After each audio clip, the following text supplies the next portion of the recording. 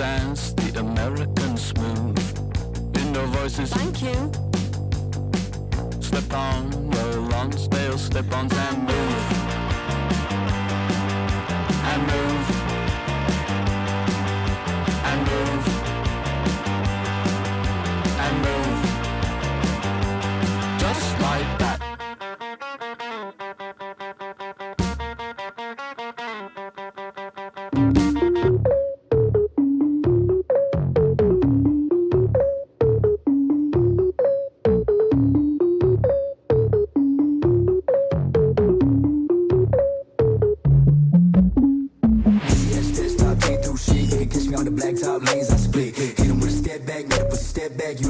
With the range I kick, with that, what's up, yo? Funds busting off like a jetpack, huh? Got a big head and I got a big hair, brain blast, you can catch up now. God, what's that, yo? I just made enough to afford a rover. That was last week, though I'm hiring people. My gun is too big for my holster. My team getting big money higher than people. Always moving silent, so me think I'm evil. I'm towing illegals, I'm rapping medieval. Hold on in the back, cause my flooring is little, my foreign is diesel, imploring adrenal. I'm lifting the game, your resistance is feeble. Every day a movie, I live at the Regal. I'm tired of rats, I'ma kill all you weasels. I'm bugging on trips, I fit in with the Beatles. I jump off the map cause I'm burned like an eagle. I'm shitting out blacks, you can smell all the fecal. Kill off all you wax and then causing upheaval. Yes, this talk ain't through shit. You can catch me on the black top lanes, I split. Hit him with a step back, met up with a step back. UFC highlights with the range I kick. With that, what's up, yo? Funds busting off like a jetpack. Got a big head and I got a big hair, brain blast, you can catch up now.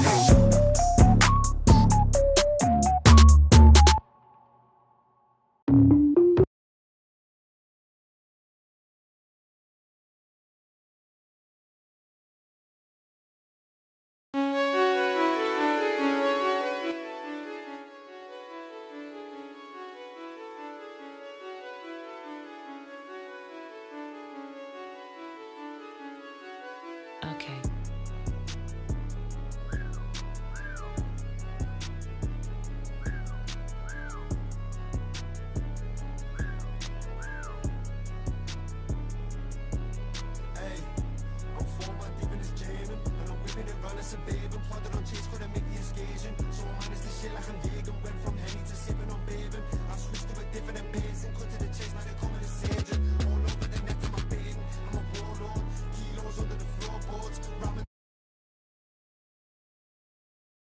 Pretty awesome.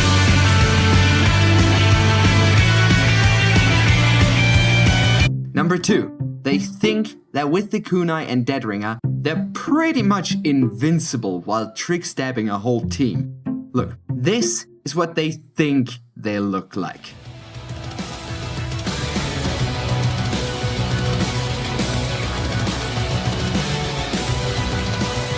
This, however, is how they actually look like about 99% of the time.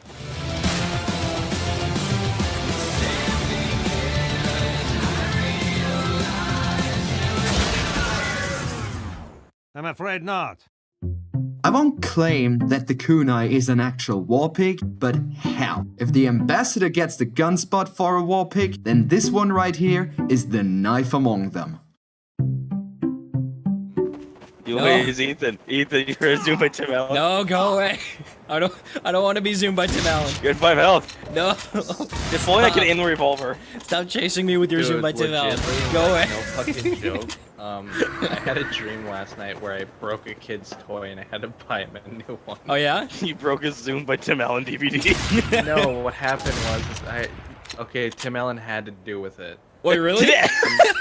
Yes, I'm not even fucking with you. This is due to all of our shenanigans last night. So what happened was I broke a kid's toy. So I had to break into a compound, a drug dealer's compound, to get to the only ATM in the area. Wait. To buy the kid a new toy because they wouldn't accept my card. So what does Tim Allen have to do with this? Just wait, it gets better. It's Tim Allen's compound. Yes, it's Tim Allen. God. He's the drug lord.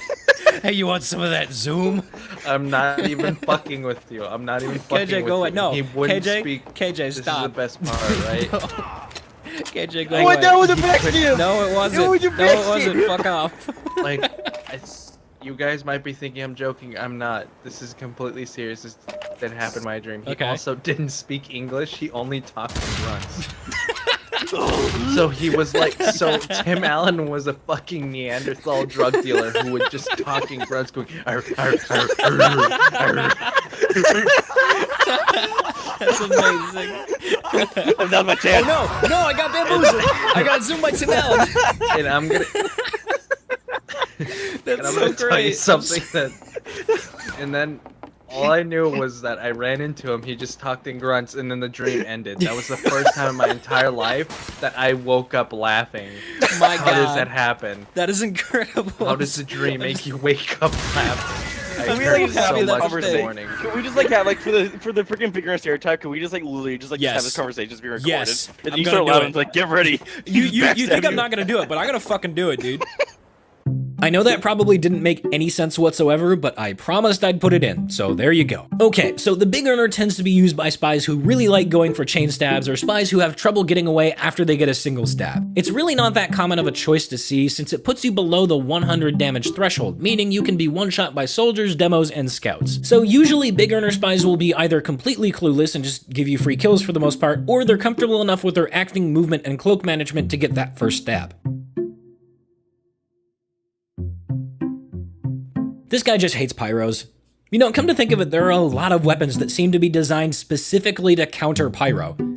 Anyway, another thing to keep in mind is that this guy is gonna get tons of face stabs on you. I've heard rumors that it actually has a slightly longer range than the other knives. Not like Eyelander levels of range, but it's just enough to get face stabs way more than other knives. Now, I didn't really find anything to support this, I just heard a couple people mentioning it offhand, but I have noticed that I do tend to get face stabbed more against this. Of course, according to Spicicle Spies, it wasn't a face stab, it was an over-under C2C Matador stare corner random Latin word they threw in so people would think they're smart stab. You just need to get good, obviously.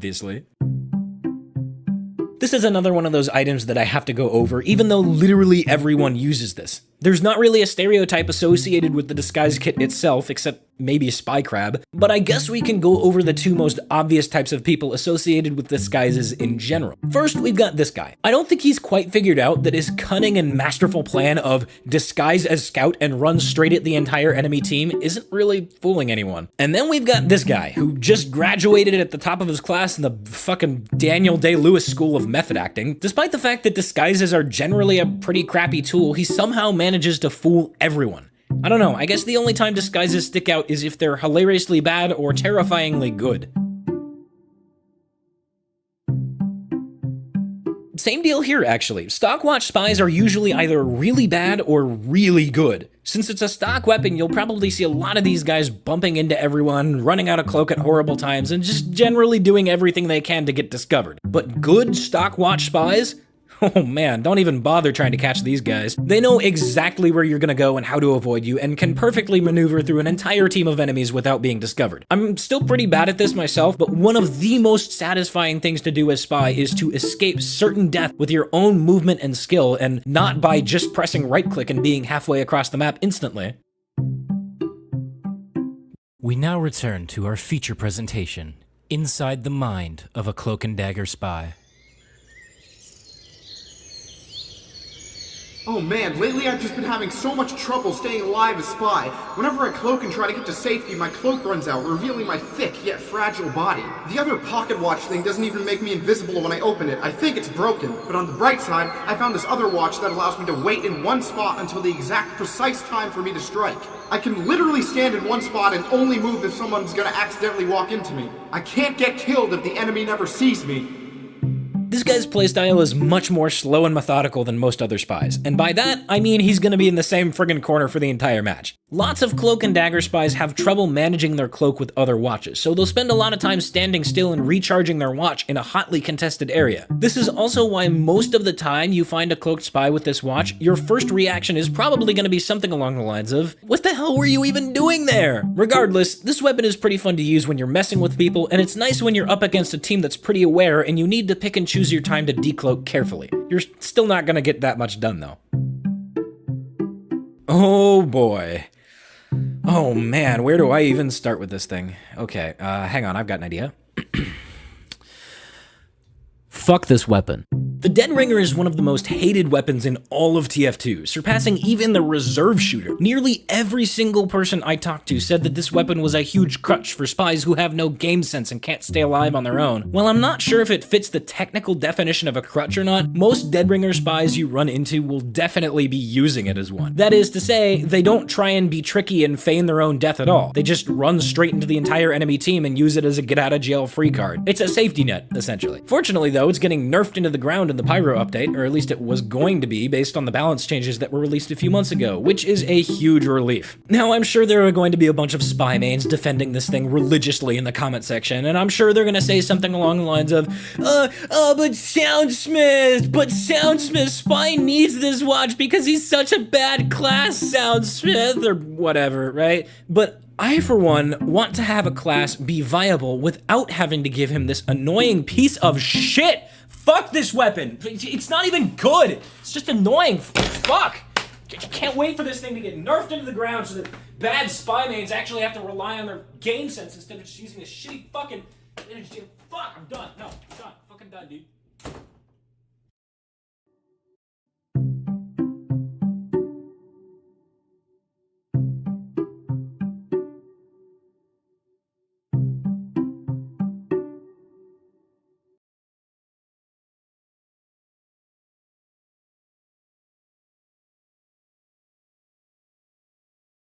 This jump.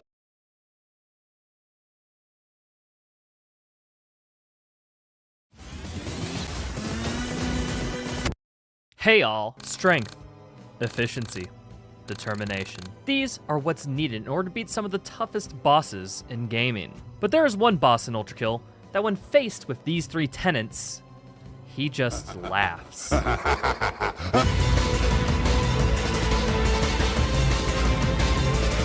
P2, Weight of the World, is highly regarded as the hardest level in all of Ultrakill. Some would go far enough to call it the hardest and or best level in FPS gaming. And looking at all its attributes on paper, I find it hard to disagree. This level has closed-in combat arenas stuffed with enemies, a tunnel of blood that will deal damage on contact, bosses as just regular enemies, and gimmicks to where you can hear Hakita metaphorically laughing at you. But hiding behind all these barriers is the hardest boss fight in the game, Sisyphus. A boss fight so tough that it's common for people to die hundreds of times just to beat him once. Oh my god! Holy shit! But we're not talking about the common man. We're dealing with people who've put too much time into the game and have intricately routed every enemy kill. So today, we'll look at how speedrunners make Ultrakill's hardest level look easy, and break down how runners destroy this level in not one, but 3 different ways. So without further ado, let's just get into it. First things first, P2. Why is this level so tough? This is because the level is actually a secret level from the developer. In order to unlock this level, a player must first P-rank literally every level in the second act of the game. P-ranking being getting the max score in a level. To do that, you need to beat the quickest par time, kill nearly every enemy, and beat the highest par style score in the level, all without dying. As well, the player must beat the other secret level, P1, Sole Survivor, and the only way you can unlock P1 is by P-ranking every level in the first act of the game. So in summary, you must perfect every single level. And only then would you be able to try P2. Like seriously, you could turn on cheats and no clip to the level, and the loading zone just doesn't even exist until the requirements are met. The reason that this level can be so hard in the first place is because it expects everyone that enters it to be intimately familiar with most of Ultrakill's mechanics. Anyone foolish enough to enter without doing that would not be having fun. Fun would be having them.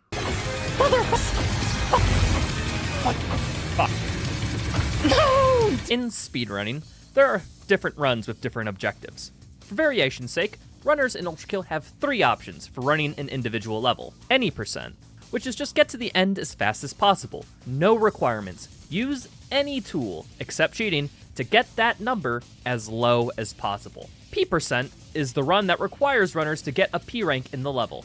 In P-2, this means every enemy will have to be killed and the style requirement will have to be met. Headshotting, multi-kills, swapping weapons and mods, and way more all award points to the style meter. And lastly, we have No-Mo, short for No Monsters, which is just a fun movement-based category where the Disable Enemy Spawns cheat is on.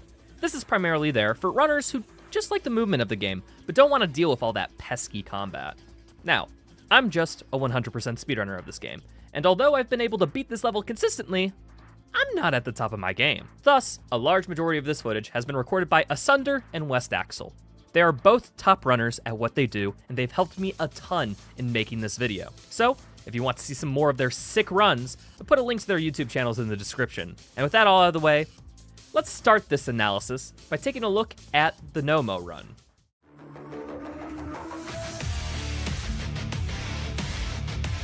The one thing that will be readily apparent is that the timer does not start as soon as V1 enters the level. The in-game timer in Ultrakill only starts when the door to the level opens. So, runners will take their time to set up a damage boost to get through that door at top speed as soon as the timer starts. Explosions in Ultrakill will knock back V1 and give speed. Explosion boosting is a staple of Ultrakill speedrunning and is basically used in every level at top tier play.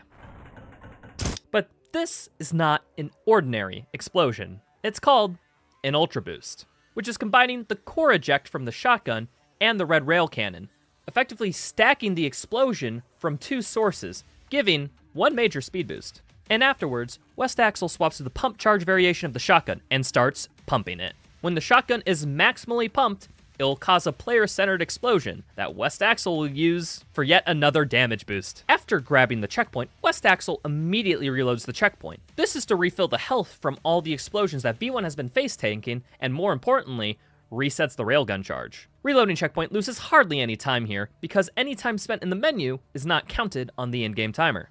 And the next thing that happens here is something called a rocket clip. The rocket launcher in Ultrakill is one of the game mechanics of all time. If V1 jumps onto a rocket, V1 will actually ride the rocket and influence its trajectory, which is frankly just one of the coolest things I've ever seen. Now, normally, this would be basically impossible, as you can't jump on a rocket, because as soon as you fire it, it'll be moving away from you. The blue modification for the rocket launcher is key here, as it will stop time for every rocket, even ones you don't fire.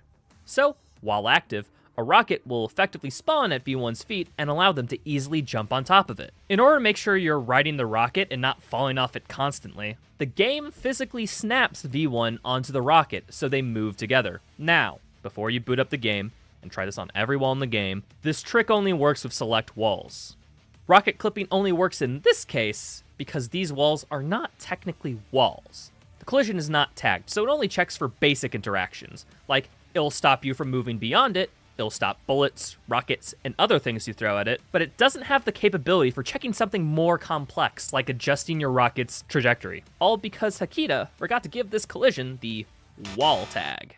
After riding the rocket through a wall and up a wall, West Axel positions themselves on top of the room they just clipped out of. Axel will do another core eject explosion boost to move on. But one boost isn't enough, so Axel ultra boosts again. And since he clipped out of bounds in one of the first rooms, the map is not loaded in the last section of the level. But it's actually beneficial, because it's less collision to move around. And that Ultra Boost is able to take West Axel all the way to the last checkpoint in the level. Oh, by the way, checkpoints are exceptions to this not loading in rule, and thus are always spawned in. But all that collision not existing is actually an issue, because that means the end of the level isn't spawned in either. So, by grabbing a checkpoint and then reloading it, that will force the end collision to load. So, after one more Ultra Boost, West Axel finishes the level as soon as they enter the elevator shaft. If you don't fight any enemies, it's possible to beat this level in just under 15 seconds of in-game time. But this run is literally cheating. So I imagine all of you are curious about how all this changes if you don't have cheats enabled. Without further ado, let's get into the any percent run.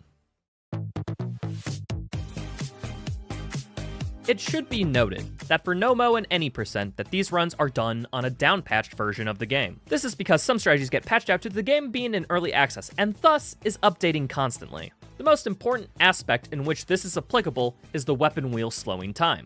The slow motion of the weapon wheel also slows down the in-game timer on this patch, which makes it easier to make inputs and actions at the proper time for a lot of speed. It also allows for one other trick that I'll leave as a surprise until it happens. Anyways, let's start it. Any percent and No-Mo are practically identical for the first part. Damage boost, get to the first room, rocket clip out, but at this point, the any percent route deviates. West Axel moves in the opposite direction to touch a trigger.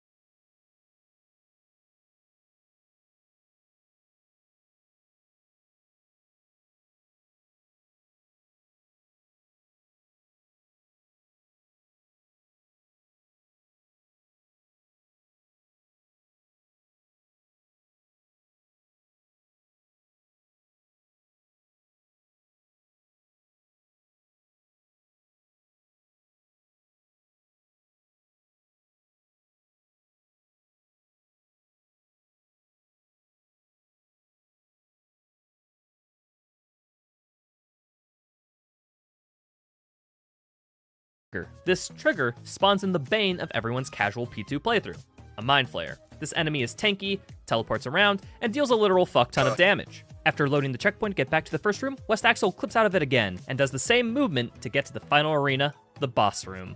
Alright, let's quickly talk about the boss fight at the end of the level. This fight consists of 3 phases: the Flesh Panopticon, Sisyphus, and Sisyphus but with a beard. Flesh Panopticon is casually very auto-scrollery. The phase ends when the yellow meter gets to 0.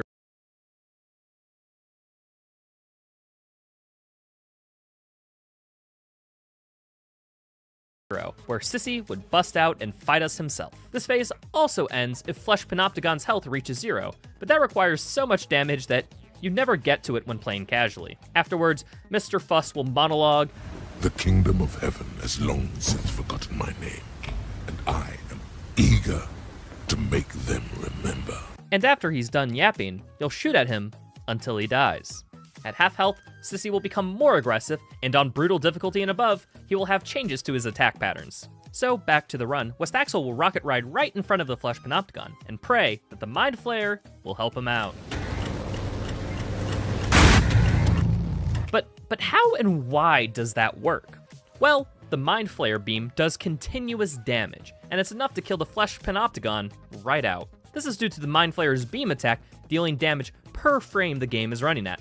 So having a high frame rate and slowing down time via the weapon wheel allows for the beam attack to hit the Panopticon for more frames, and thus, more damage. But if it does enough damage to kill the square Flesh Prison, why doesn't it kill V1?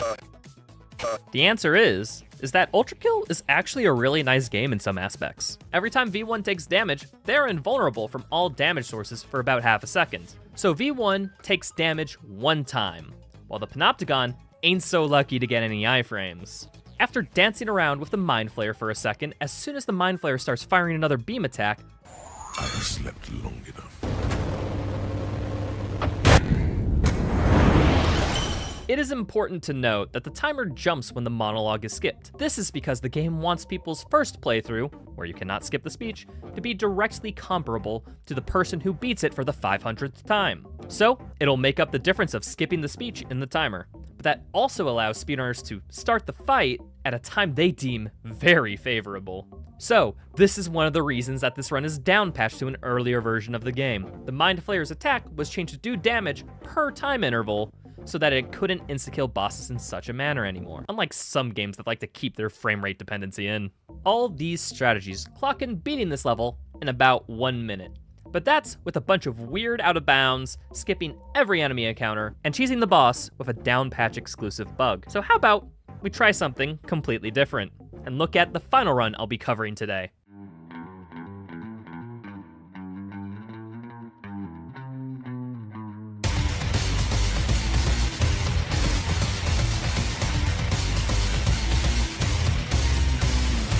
Okay, let's get a quick refresher. This run requires killing every enemy, and with style. And with all that combat, difficulty...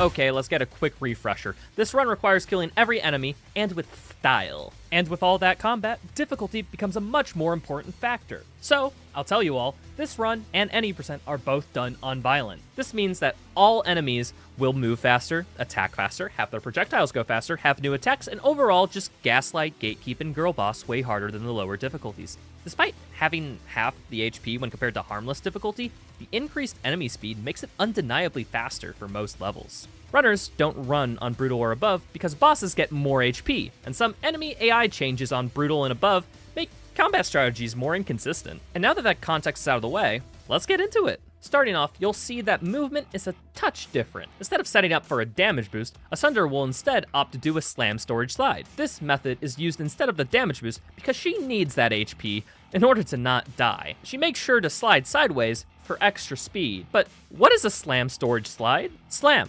exactly what it sounds like. Crouching slams V1 to the floor. Storage, saving a thing for later. By slamming the same time V1 jumps off a wall, V1 is considered slamming in some aspects, but not all of them. Due to this small interaction screwing up the game code, the game defaults your slam time to its maximum value, meaning the game thinks you slammed from a ridiculous height, despite you not even slamming. Now, slamming from a very high height comes with some advantages, like being able to bouncy ball to reclaim most of your height, or sliding immediately to convert that energy into forward momentum. So, getting a maximum height ground pound when you don't have to fall that high is actually very useful for situations like right now. Afterwards, Asunder keeps that momentum by slide hopping. By sliding as soon as V1 hits the ground and then jumping soon after, no speed will be lost, but this only applies when you are underneath the slide speed cap. If you are above this cap, you'll be slowed down. If you are beneath this cap, you can actually speed up because initiating a slide gives a quick increase in speed. Anywho, after a damage boost and navigating onward, Asunder gets to the first combat of the level, an encounter appropriately called Weezer Room. This is a tight room filled with 4 Cerberus who all want to pound you as hard as possible, and not in the fun way. And halfway through, a previous boss called the Ferryman will spawn. If that wasn't enough, an enemy called a Virtue spawns outside that sends a holy beam of energy that will punish you for staying still. I think you can assume by fighting all of these enemies within a can of sardines can be difficult. But Asunder has a plan for it. First things first, she sets up 2 time-stopped rockets. But why? When a rocket is time-stopped, it just doesn't stay stationary. Getting time stopped allows the rocket to freeze charge to deal increased damage with whatever it hits next. Following it up, Asunder will fire a core eject from the shotgun and shoot that core to detonate it, allowing the core to explode at greater radius and greater damage. This will start a chain reaction that explodes both rockets, killing the 4 Cerberus. But remember that pesky ferryman will spawn in quite soon after. So Asunder will set up to spawn cap him with something called a rail coin.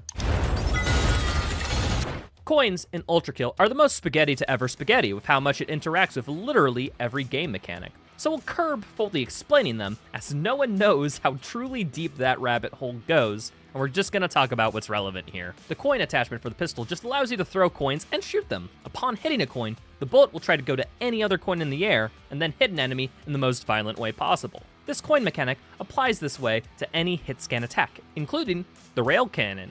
The railgun is a power weapon that Ultra Kill is built around. Basically, it's a weapon with such a big cooldown that you'll keep track of it while you're using your other guns, because when it's fully charged, you can deliver a big amount of burst damage, a big-ass explosion, or a drill. It's just a drill. And now that you know the drill, let's look into how this ferryman just dies instantly. Asunder here throws a coin behind the ferryman and then shoots the coin through the ferryman. This shot will go through the ferryman because it's a freaking railgun. It'll hit the coin, and thus the shot will target the ferryman, hitting them again. So one can see, with just combining the rail with a coin, you can effectively get 2 birds with 1 stone. but only one ricochet isn't enough to kill him, which is why Asunder throws a second coin in front of the ferryman while the bullet is busy bouncing around. So now it does the reflection twice, allowing for 3 effective rail shots on the ferryman, with an extra rocket afterwards just being icing on the cake. Immediately after, an absolute cat jam plays, and we can show these virtues what they're good for. Absolutely. One full overpump instantly kills virtues if you're close enough to them. Now, I know what you might be thinking. Overpumping there is risky because we'd be taking damage as well as damaging the virtues. Well, actually, no.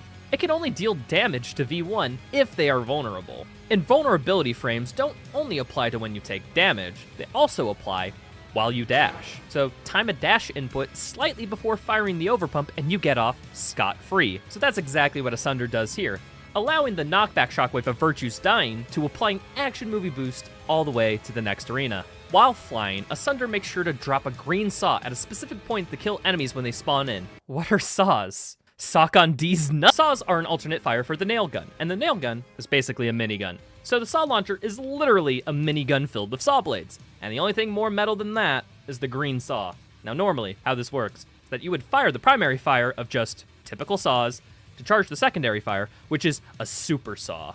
The more you charge the oversaw, the more damage it does, and the more times it hits enemies while passing through them. One point of nuance that you won't see because Asunder is just moving that darn fast is that she fired a fully charged saw, but only fired one saw beforehand. This is because firing the blue saw and then swapping to the green variation fully charges the oversaw. Why? Who hecky knows? Normally, saws will just bounce off collision geometrically, but the super saw, it'll bounce off walls exactly perpendicular to the surface. So, hitting this section of the wall right here will cause it to start bouncing in the path that enemies will spawn. Speaking of them spawning, this encounter is where the Mind Flayer that the any % run got spawns in. This encounter has 2 sentries that spawn by the exit walkway, a sword machine, one of the first bosses in the game, and 4 schisms. But in case that wasn't enough, the Mind Flayer is also invincible thanks to the shield around it.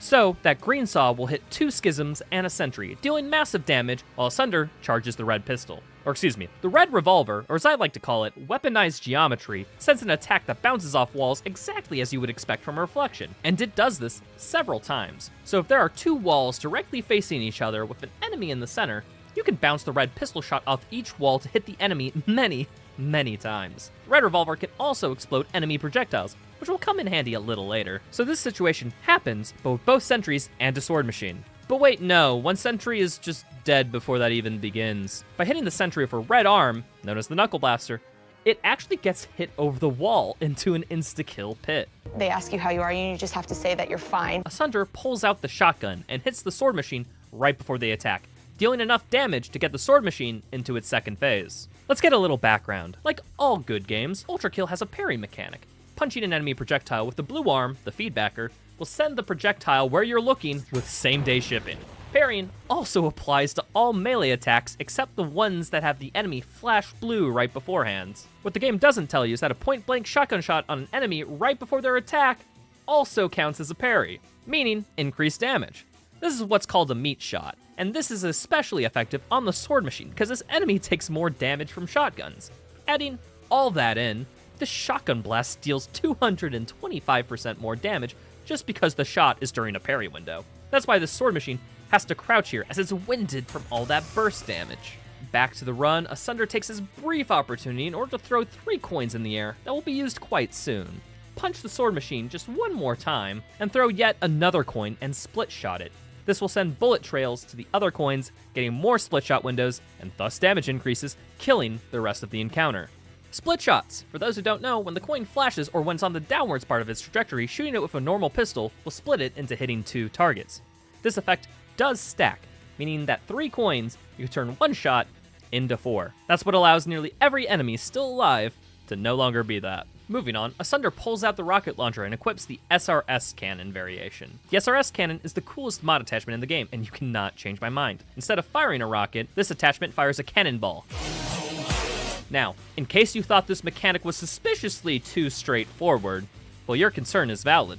The ball does more damage based on how long you charge it, the ball can be shot to make it explode, and you can also parry the cannonball to get a second hit in for free. That last one is exactly what Asunder does here, killing the Cerberus the second it spawns in. Afterwards, 2 street cleaners spawn in, but by shooting them with the alt fire of the Piercer pistol and a melee, they're dead as quickly as that poor Cerberus. And if you think that mechanic was a little too straightforward, yes, it is. The Piercer pistol is basically a big laser attack that just pierces enemies. That's it. You know what? This is actually a good excuse to talk about the revolver. The revolver has 2 firing modes, the default and the slab. The slab has a slower firing rate, but more damage. This also applies to the weapon's attachments. So the blue and red variations are given the slab, while the green variation is given just the regular. This is because split shots are impossible with slab revolvers, and killing 2 things at once is very valuable in the run. We can bounce the longer cooldowns of the blue and red pistol by just using other weapons while they're cooling down. Moving on, we have perhaps the hardest enemy encounter in the entire game. Why? Well, remember that Mind Flayer that has that invulnerability shield? It's been following us this whole time, and this encounter introduces one more. Luckily, we can break their shield by destroying these idols. Oh. The difficulty here casually is just trying to survive with 2 of the hardest enemy in the game just peppering you with beams and balls, and not in the fun way, which doesn't seem like the absolute worst thing in the world. However, you also have to consider the first wave, which is 2 sword machines and a sentry. This would be plenty difficult without the Mind Flayers, but with them, well, let's just say my therapist has heard all about it. So to deal with the first wave, Asunder will do a dash rocket slide jump, as simple as it sounds, and then send out an oversaw, where it will hit both sword machines as they spawn in. After swapping to the overpump and cocking it twice, Asunder will meat shot 1 sword machine, knuckle blast the sword machine in its stupid little face, and then deliver 1 more shotgun shot, killing it quite quickly. Then, she'll do the same thing to the other sword machine, and all that's left is the sentry, but that will die to a cannonball parry nearly instantly. Immediately after, the second and hardest wave of the encounter spawns. 2 Maurices and 2 Virtues. Staying alive in the vicinity of all these enemies is really hard to do. However, there is a fatal flaw with these enemies, in that they can't shoot at you if they're dead. So Asunder has a whole line of insta-kills on each of these enemies. The first Virtue dies from a coin and a slab piercer shot, a combo that's so common, I'll just refer to them as slab coins. The first Maurice dies from exploding their first projectile, knocking all their other projectiles back at them. Then 1 blue railgun shot instantly kills the second Virtue, and the second Maurice ends up being the only one not insta-killed, and gets the prize of being shotgunned and meleeed to death. Afterwards, the idols that were giving the Mind Flayers invincibility become vulnerable. So after using the Knuckle Blaster's explosion to destroy them both, we can finally deal with those pesky Mind Flayers. In order to deal with the first one, Asunder will perform a Mind Flayer quick kill. This can be done on any difficulty, violent and beneath, with any explosion. So, remember how I said that the first Maurice died because the explosion reflected their own attacks back at them? Well, the same thing will happen here. While the Mind Flayer starts its ball attack, Asunder times an overpump explosion right when the orbs spawn, reflecting the projectiles back, killing the Mind Flayer instantly. But there's still 1 more of them. So Asunder will do a 3x slab coin and do a cannonball parry on them. And now everyone is dead, and thus, we're all fine. Well, I mean, except for them, but who cares? They're demons anyhow. And now that you know all that context, let's rewind and see how Asunder does this in real time.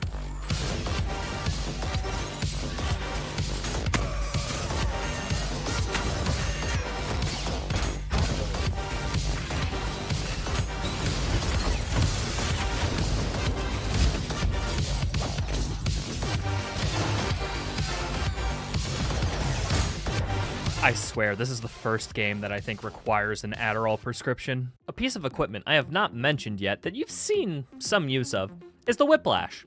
That's the grappling hook in this game. It will pull small enemies towards you, but you towards big enemies.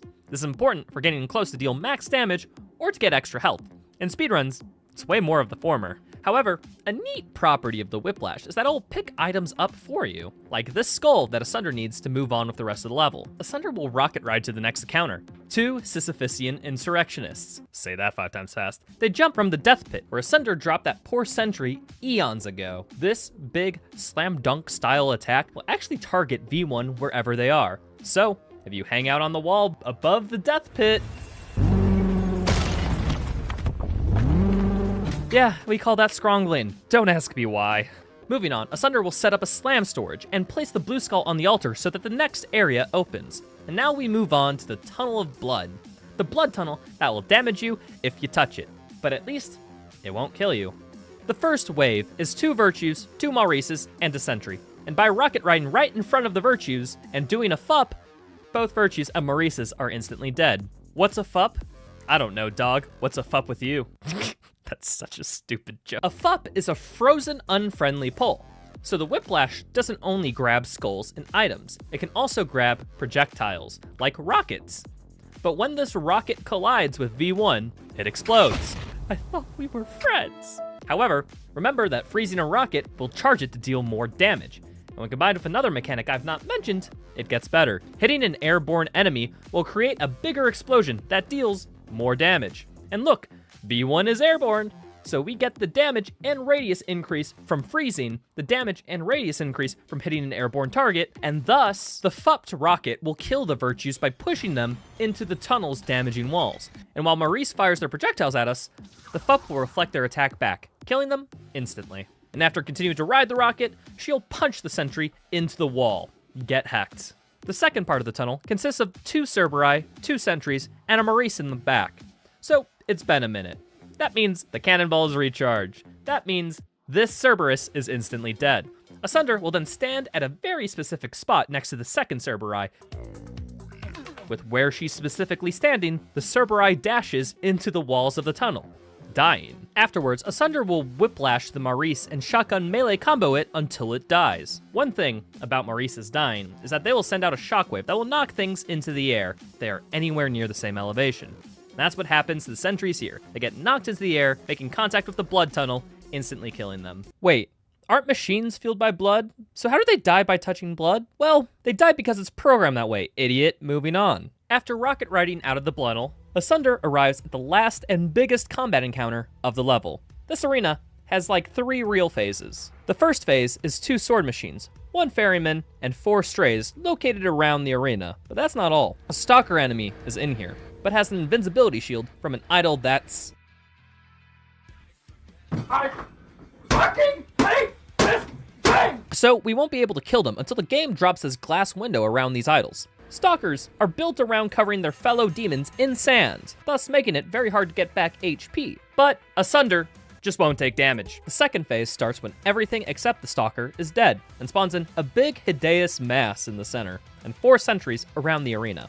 Except that Hideous Mass is also invincible as well. I just don't get why the default of this game is oops all idols rather than frickin' regular Crunchberry, but whatever. The third phase starts when all the sentries are dead, where 3 Cerberus and 3 Virtues will spawn in. One of the windows also opens up, allowing us to destroy the statue, keeping the Hideous Mass healthy. And only once literally every enemy except the Stalker is unalived, the last idol's window drops and we're able to deal with the Stalker. Finally.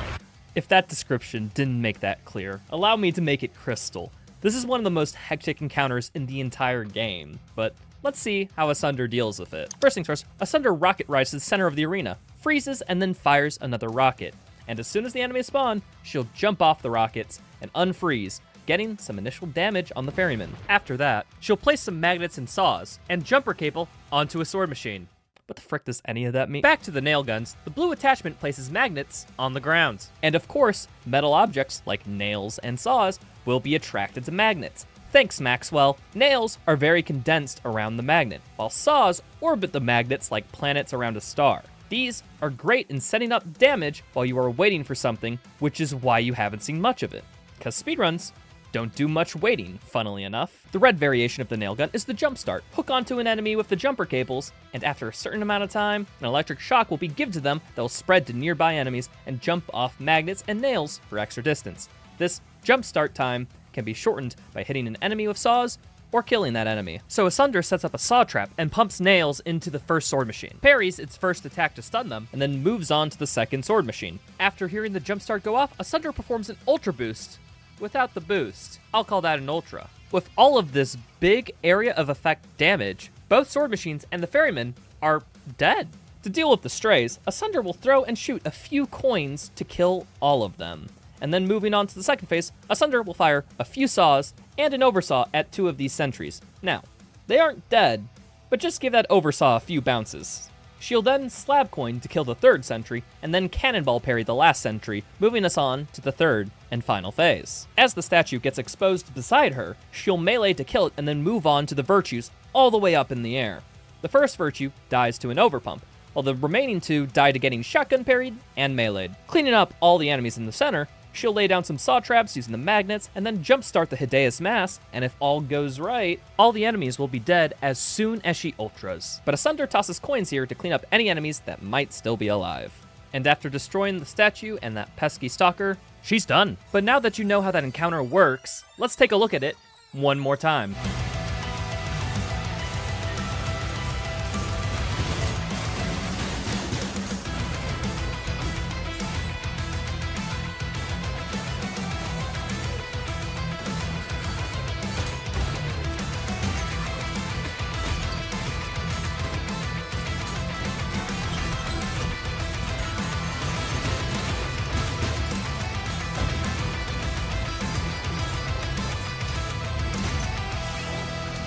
All that's left is the boss.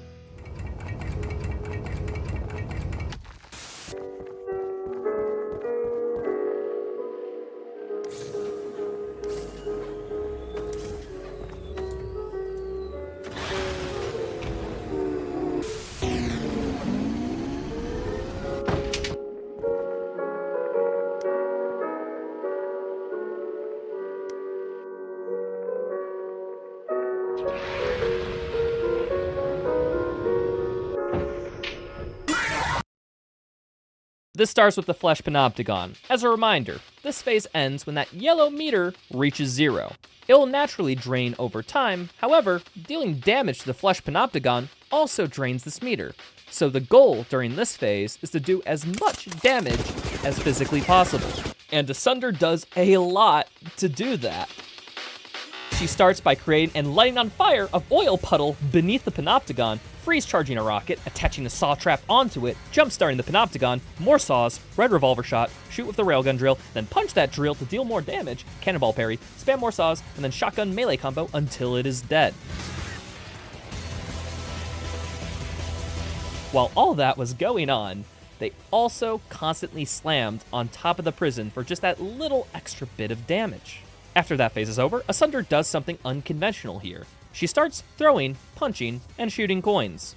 What the heck is going on here? Well, this is dead coining, and luckily, previous Rytro has made an explanation of this in a video, so I'll just play that section here. Dead coins. It turns out, if you melee a coin, the coin will find an enemy as if you shot the coin. Every time you do this, the coin will get knocked into the air where it can be punched again. This interaction shares similar properties as shooting, and the damage of the coin increases as you punch it. Hell, the damage increase even transfers to your shots when you hit it afterward. There is no cap on the damage of a single coin, as long as you are continuously hitting an enemy with said coin. But if you hit a coin against the surface, the damage is capped after 3 punches. And the shot can bypass this damage cap by use of a dead coin. This is done by shooting the live coin as we throw a fresh coin into the arena. There is a grace period where the fresh coin is in a dead state for about 1/10 of a second after you throw it. In this period, it cannot target any enemies. But the dead coin can be targeted by the live coin. So if you shoot the live coin during this grace period, the shot gets reflected back to the dead coin. And since the dead coin can't target any enemies, it just keeps the damage built up from the previous coin and the damage boost from the pistol shot. The power of this trick means that when you have some downtime before a boss fight, you can build up as much damage as you want by punching, shooting, and throwing coins. So Asunder here is building up damage using the dead coin, and also making saw traps while Fuss is monologuing.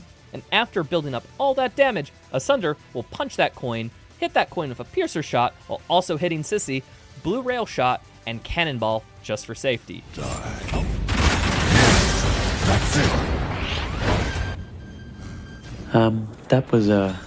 That was really bad. Timing ends as soon as Fuss, Sissy's health bar reaches 0. So, if enough goes right, speedrunners can P% P-2 in just under 3 minutes. And yeah, in all 3 of these categories, Sisyphus is just kind of a joke.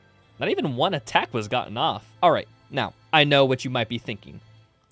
Mr. Video Man, I don't like how that boss was instantly killed. I want to see what it's like without that exploit. And I'm here to deliver. So, If you're doing dead coinless, not a category, but if you just don't like them, what you would do is half of a Sunder's setup here. You just put saws on the ground while he's monologuing, getting as many high charge oversaws in there as possible, and as soon as he ends his monologue, you do a 4x slab coin in the air, and then hit him with the blue rail, and then start shotgun punch swapping the heck out of this dude. I'm going to note that we hit the coins with the blue piercer shot instead of the railgun here, because the pistol shot actually scales a lot better than the railgun when going through multiple coins. It's important to keep saw traps filled on the ground while you're fighting Sisyphus, as you could deal damage to Sisyphus and the traps could deal damage at the same time. From this point on, it's all just memorization and reaction timing. Every attack Sisyphus does has a preordained counter.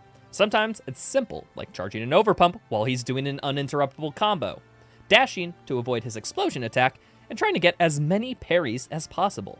If all goes according to plan, this fight should take no longer than 20 seconds. But there is one stone left unturned for the observant viewer, and that's the style bonus. Dead coins are hella stylish.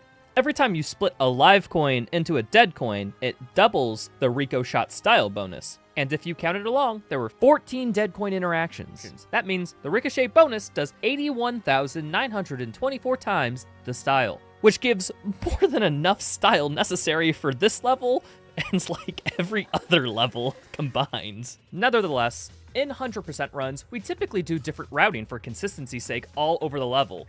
But after making this video, I realized that I could implement a lot of these strats in my attempts, and I have definitely taken notes.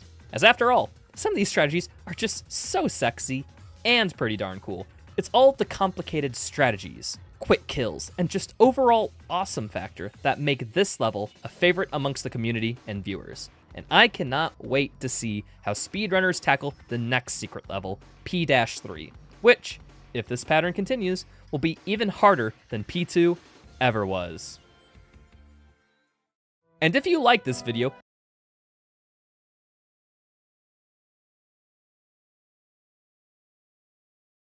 Chat, next video.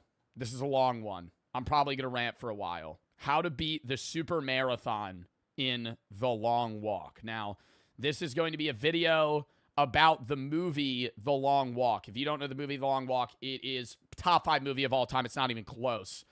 Made me cry. I was panicking the entire time. It's not a horror movie, even though it's categorized as a horror movie. I would say it's a thriller drama, very sad and disgusting. The premise of The Long Walk, he's probably going to explain it in the video, but I'll give a little rundown. One guy from each state. So 50 people participating. They walk until there's one person left. If you go below, I think 3 miles an hour, you get a warning. If you get 3 warnings, you get shot in the head. You lose 1 warning every hour of no warnings. So if you get 3 warnings and you walk 3 hours straight without stopping, you get it wiped clean, right? And you walk until there's 1 person left. You have to poop while walking, eat while walking, drink water while walking. You can't sleep. So it's basically a fucking battle of attrition until there's 1 guy left. They also can't fuck with each other. You get warnings for hurting each other before people ask. And if you run off once you're in the walk, you can't leave. You're not allowed to quit. You're in or you're out. And if you're out, that means you're dead. So if they pull your name and you decide to go, right? This is optional, by the way. It's like a dystopian future. So they put their name in a raffle to go.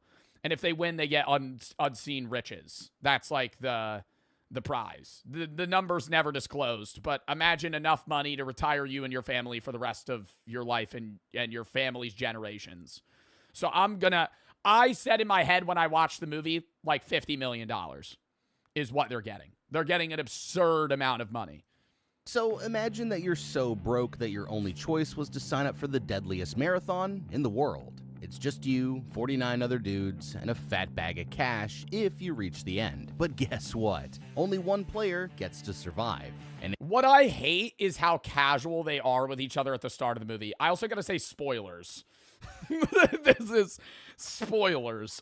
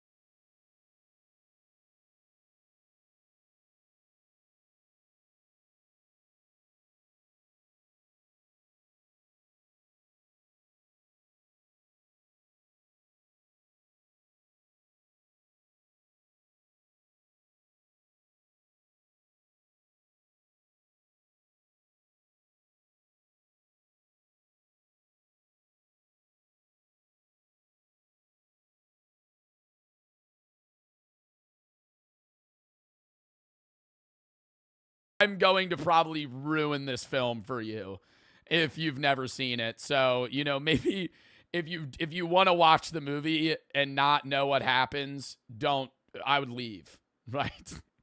Otherwise, you could just watch it after. You're just probably going to know a lot of what happens.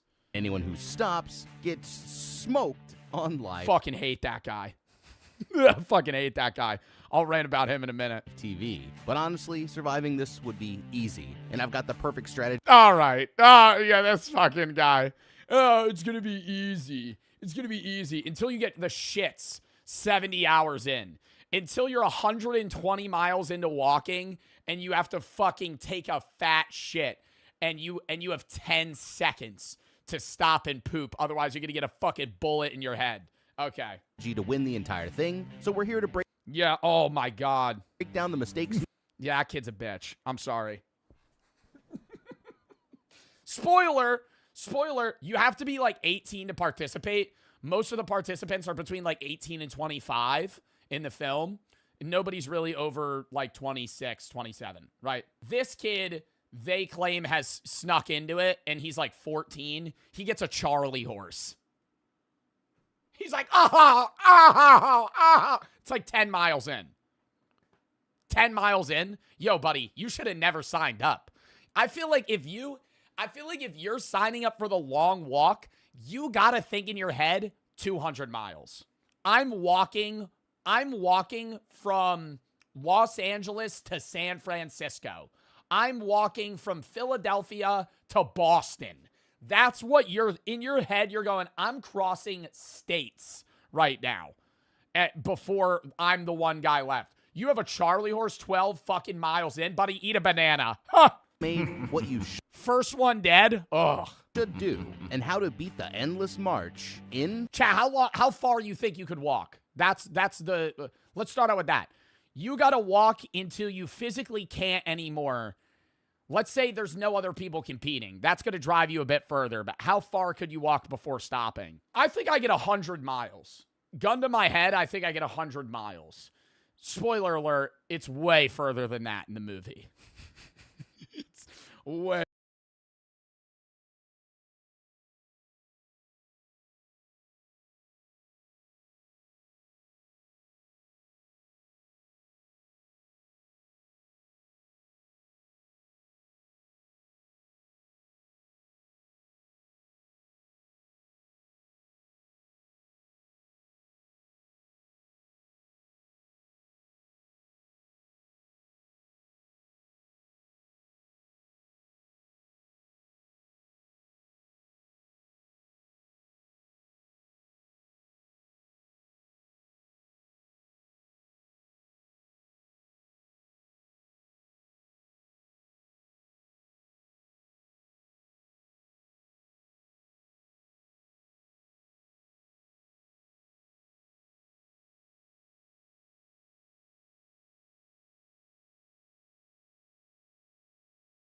Way further than that. What really gets you is like 2 days in where you're exhausted and you need to fall asleep. So you're kind of like dozing off while you're moving. The long walk. So it all starts with this guy, Ray, who's just won a spot in a low-budget version of The Hunger Games. Basically, he lives in an alternate timeline where the country is dead broke after getting slapped around in some kind of giant war. And now, every year, one dumbass from each state gets picked to compete in a non-stop walk-off. One of the coolest things they do in the beginning is they go ID. Right at the door, they go ID, and he hands them the ID, and the guy waves him off, doesn't give the ID back. I mean, that's like a psychological warfare thing, right? You know, you have your ID, you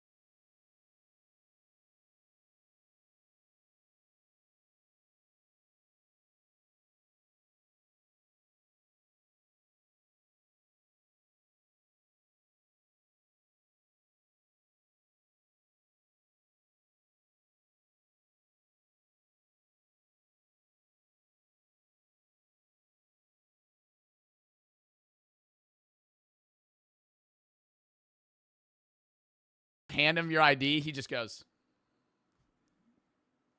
like that. He's saying you're dead. Like you ain't gonna need it anymore. Like what the fuck? Tree is dead broke after getting slapped around in some kind of giant. Just keeps it. War. And now every year, one dumbass from each state gets picked to compete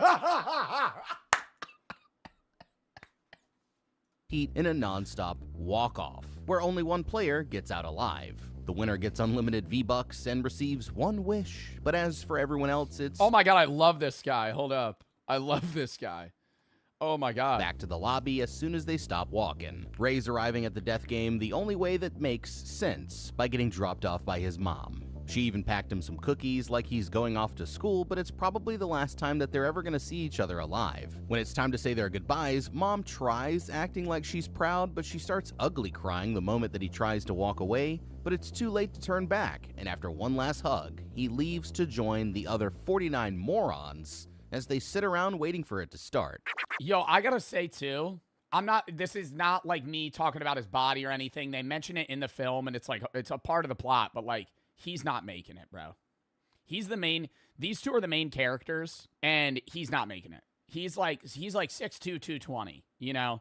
The guy that's going to win the long walk is probably 5'7", 120 pounds. Like, you got to be skinny, you know? Like not even muscular, skinny. Like, isn't this voluntary? Yeah, but that's part of the plot too, is like they sign up and they're like, it's voluntary, but like one of the lines in the movie, he says, I forget his name.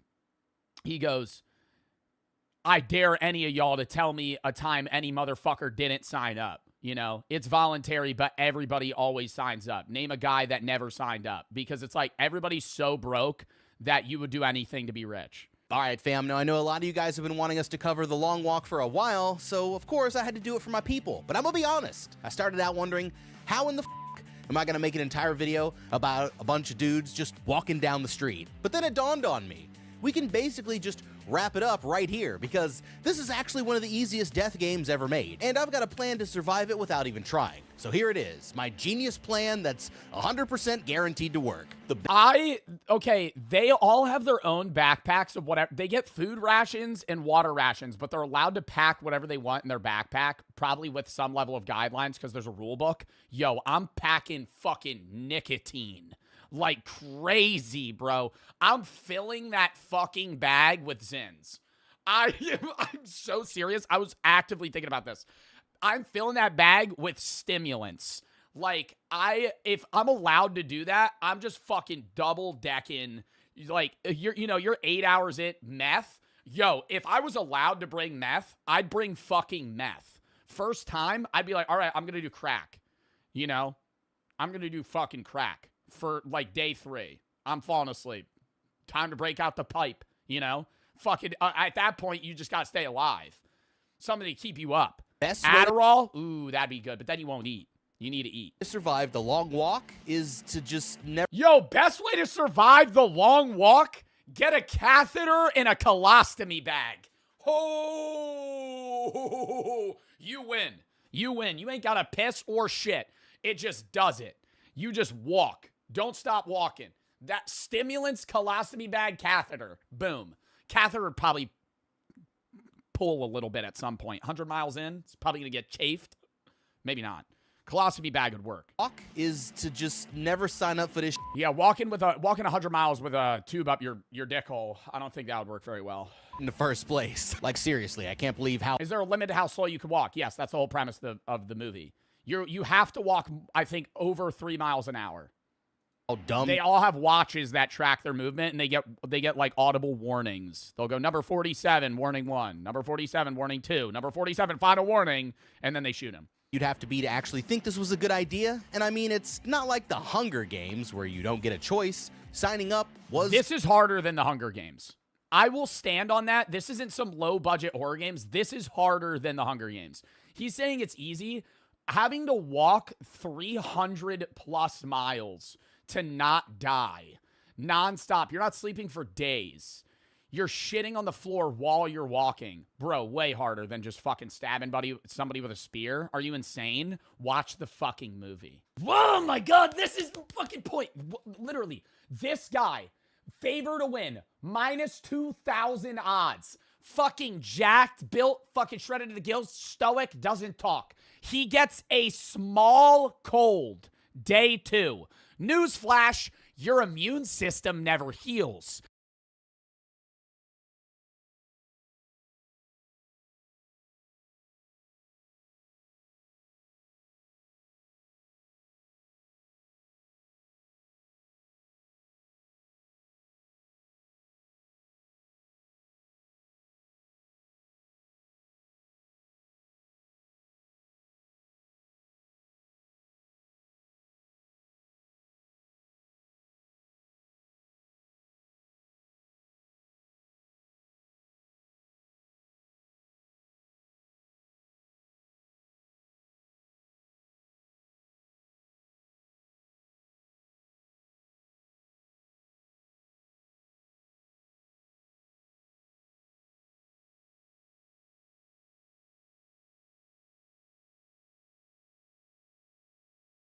If you get sick, you get a cut. Your body's never healing because you're never sleeping. You're never not moving. You're always moving.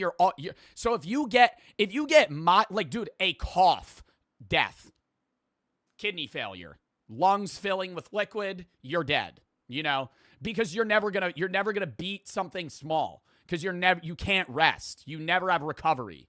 Money, then you're severely underestimating my grind. Like, sure, times are tough, but if Peepaw survived the Great Depression, then I can get through whatever the hell's happening here. And I mean, these people all have cars and so how bad can it really be? So you can trust and believe that I'd be living in the sewers and surviving off a spare change before I ever got desperate enough to even try this because I'd rather be thugging it out in a cardboard box than getting capped on live TV. But okay, let's just say I was a real sicko who actually wanted to risk it for the biscuit. Well, in that case, I'd just be spending the first 18 years of my life training like a damn anime villain. I mean, forget learning to count. Yo, actually, none of them ever talk about like, yeah, I prepared for this. They always show up with like a bag half full. Like, in the movie, the main character gets a tinfoil wrap of 4 oatmeal cookies. Yo, I feel like you would have to have a survival bag. You have to have bro, you'd be plotting that shit out months in advance, training every day of your life. I'm dropping out of school. I'm walking every day. I'm running some Kipchoge-ass fucking training montages, you know? I'm training like the fucking marathon runners are. They're really poor. Yo, your son's about to get shot in the head. You can't scrap up more than 4 oatmeal cookies? Are you fucking kidding me? They're really poor. She drives a car. It has gas in it. How much does an oatmeal cookie cost? Your son's walking till he dies. I got one job and one job only, to become an absolute jacked monstrosity before my 18th birthday. I'm talking leg day every day. Nothing but squats, lunges, and lean protein until my body's legit shaped like a triangle. But it's not just about how you train, it's about the mental game as well. So hear me out. I'm gonna go back and watch all the tapes. Here's the problem, though, that I want to counter his point. He's saying I would be training from day 1 till I was 18 years old. But it's a lottery. There's millions of other people that are signing up. So why would you waste the first 18 to 22 years of your life training every day for the long walk and then never get pulled? You know, like you might just not get picked and then you just don't do it. So to read me the rules until I have all the best strategies and the legs of Saquon Barkley. And then I'll be ready to smoke these other losers and go home with the baggie. Now, on his way past the guards, Ray makes friends with this dude, Pete, who's got a big Joker scar all the way up his right cheek. Best character in any movie. It's not like this is a beauty contest, but if it was, there's one guy who looks like he'd win either way, and his name is Stebbins, and he's clearly the most athletic one in the group, so he's got the more gamer-bodied dudes shook before the walk even starts. Then we've got Hank, the nerd with the big mouth, Art, the nice religious guy who's basically the polar opposite of this clown, and this Malcolm in the Middle looking dude. Nah, this is making me sad right now watching all these characters. Don't care about that.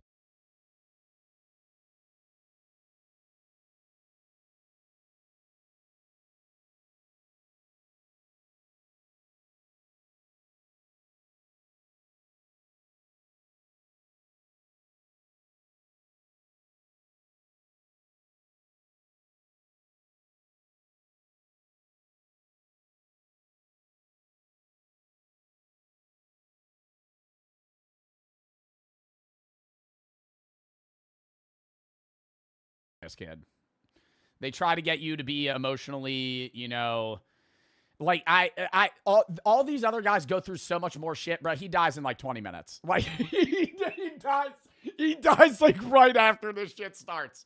I'm sorry for spoiling it. This motherfucker gets capped so quick. He fucking gets he gets a Charlie horse like 10 miles, like half a mile in. Like, it's like fucking instantly, this kid dies. Curly, who's definitely gonna make it past the first day. The others start ripping on Hank for talking. I don't even think he makes it to the first night. Too much, but then they realize that he's pretty normal compared to this weirdo Barkovich who tries to join in. He's giving off major... Ooh, no, to put it in perspective, Barkovich is just dry humor making jokes that don't make sense. And it's so bad. Right, one of them says like my meemaw, and he goes, "What the fuck is a meemaw?" Sounds like, and then he makes a joke, but it's so fucking stupid because they're all from different states, so they don't understand each other's lingo, and they're making niche jokes about each other's lingo, and so every joke Barkovich makes just doesn't land because it's like a dude from Alaska making a niche Alaskan joke to a dude from Tennessee, like it doesn't hit. And he's here to hand out everybody's number. After going through the whole list one at a time, he tells them all to line up and get ready to start walking. But first, it's time for a whole motivational speech about bravery and serving your country. When he's finally done yapping, he decides to remind them all about the most important rules. First off, you gotta keep walking at least 3 miles per hour until there's only one player left. You get 3 warnings if you fall behind, and they each reset after 1 hour of walking. But if you use up all 3 or try to make a run for it, then your goose is cooked, my man. That's basically it though, so now that they all know the rules, it's officially time to get to steppin'. But my dude Ray is about to realize that he just made his biggest mistake. So far they're just walking, which is pretty much all they're gonna be doing for the next hour and a half, so buckle up. It's probably a little hard to concentrate when they're surrounded by machine guns, but Ray's... Bro, but they all get to know each other. That's another thing he's not mentioning, is they're all like low-key become friends. Not all of them, but like they start forming like small groups, and it's like, why? You're going into this knowing that one of you is coming out. I'm like, I don't even want to talk to anyone. I feel like I'd be like just stoic, zoned. But then you think about it, it's like day 3, you kind of need people to talk to more, like for your morale. Trying hard not to think about it, so he keeps looking at the butterflies instead. Oh, and the whole thing... Why is it all guys? It's only guys that get picked. Being broadcast live for the fans. Are you trying to get me to say that if a woman was picked that she wouldn't make it? Back at home, so they've basically got the entire country waiting to watch them get blasted on live TV. Alright, so now's when we gotta start talking strategy, and you're probably thinking, what could you even do besides just keep walking and try not to get shot? But guess what? You're already beat, my boy, so better luck next time, because real ones know the plan started before we even got here. Now, just like a night of... Real ones know that I shoved a fucking dime bag of meth up my ass. And it's slowly making its way back down. Probably estimated arrival time around 2 p.m. EST the next day. After that, I'm going to snort a little bit of it, and that's going to be a little pick-me-up for the next 3 days. The club or a date at a fancy restaurant, you're going to need the right pair of shoes. So you might be thinking, oh my God, that's the one thing that I'm thinking about is getting blisters. Oh, fuck no. You get a blister like 5 miles in, dude. Some of these guys show up in some like raggedy shoes. Like some shit that's like run down. They've been wearing them for like 6 years. You need some broken in new shoes, but not something that's stiff. All right, I'll just get a fresh pair of sneakers and be fine. But that's where you're wrong. Because sneakers... Like this dumbass is wearing Vans! Oh! Shoes. So you might... Yo, literally stare at his shoes. You can tell he's cooked from the start. He wearing flat Vans. Flat Vans. This guy's got rain boots on and a safari hat. Huh? But that's where you're wrong. What are we gonna go pick flowers?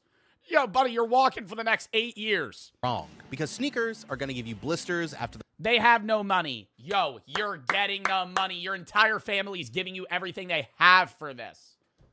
The first couple of miles. So for me, I'm getting a pair of... Oh, you got a Charlie horse. Lightweight hiking boots, like the type you'd see some granola dude wearing on a nature trail. Yeah, I'd want something durable that's gonna last for literally hundreds of miles, and I wouldn't be just taking those bad boys out the box either. Nah, I'm gonna make sure they're broken in before the... I wouldn't wear shoes. Turtle, you're dying in 5 miles. Turtle, you're cooked. You're dead. You're not going to wear shoes. You're going to walk on asphalt for days. And if I start power walking too soon, then I'm going to get tired way too early. But everybody has a watch that shows exactly how fast they're going. So if the only rule is that I can't go slower than 3 miles per hour, then I'm going to just walk at 3.1 the entire time. See? Easy. And if I catch a warning, It's too easy. It's too easy to say that. You can't hover at 3.1 because your body's not going to be able to accurately regulate what 3.1 miles per hour is. There's going to be multiple moments where you hover down to 2.9, you get a warning. You probably want to hover around like 3.3. Realistically, like, give yourself a little leeway. Then maybe I'll speed it up to 3.2 miles per hour. But as long as I'm clear, then it's slow and steady wins the race. But that's not the only reason I'm walking slow. I'm over here playing chess while these other dudes playing checkers. Because at the back of the group, the other guys are blocking the wind, which actually... You're getting into the fucking aerodynamics, bro. You're getting into the fucking... What, like we're geese flying through the fucking wind right now? I don't think that that's playing a factor. I don't think that the aerodynamic I don't think air resistance, you're not getting Mario Kart Slipstream walking behind this guy. You're not, I don't think that's going to be meaningful enough to matter at any moment. It makes it even easier for me to avoid getting tired. And the best part is unless it's actually windy outside. Don't even know that they're helping me while I'm just sitting in the back chilling the whole time. And then getting to the end of this should be quite easy. At 5 miles in, they notice that Stebbins takes his first warning, and my guy Hank starts trying to pick apart his strategy. The others don't see the vision, but he can tell that Captain America back there knows exactly what the hell he's doing. And so far, the dude's not even breaking a sweat. Eventually, they get to a bridge where that creepy dude Barkovich suddenly comes to a stop.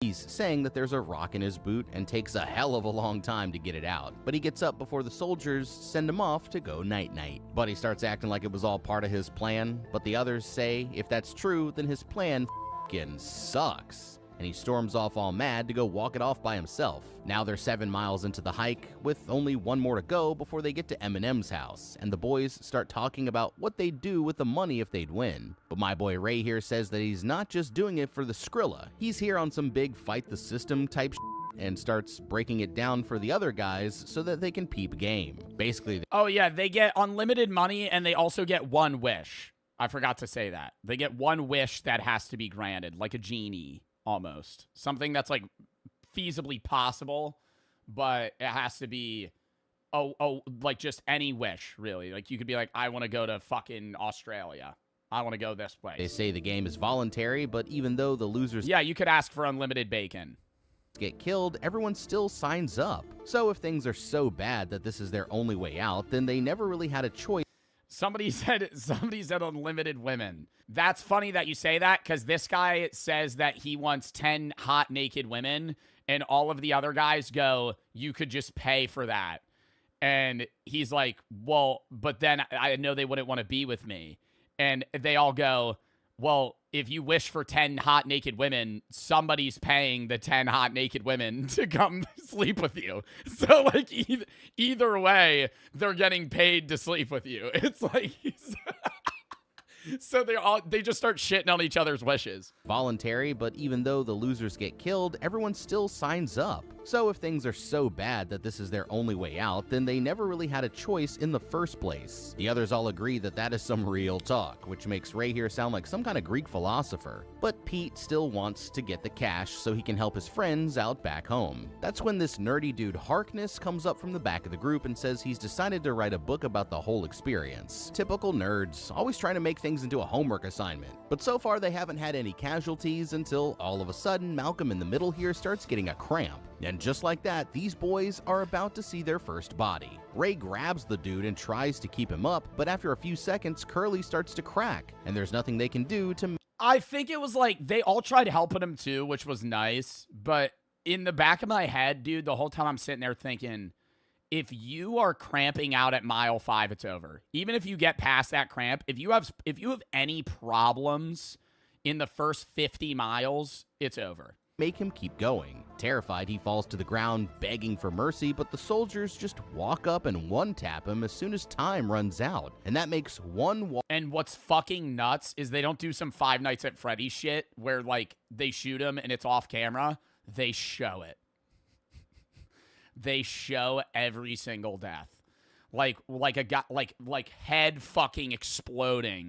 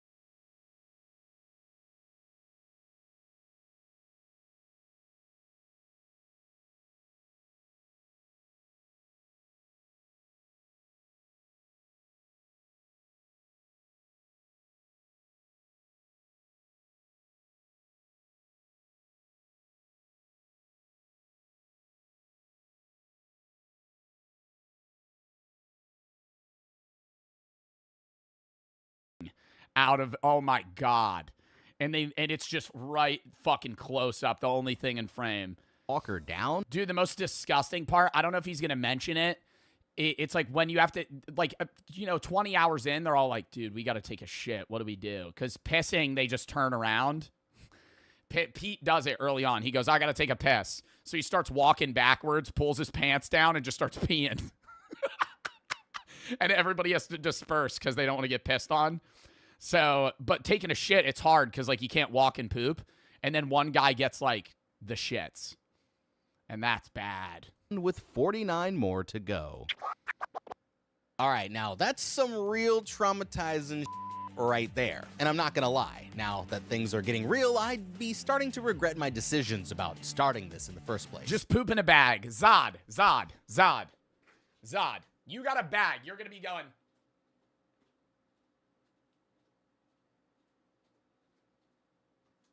3 miles an hour? 3 miles an hour. You're going to be able to...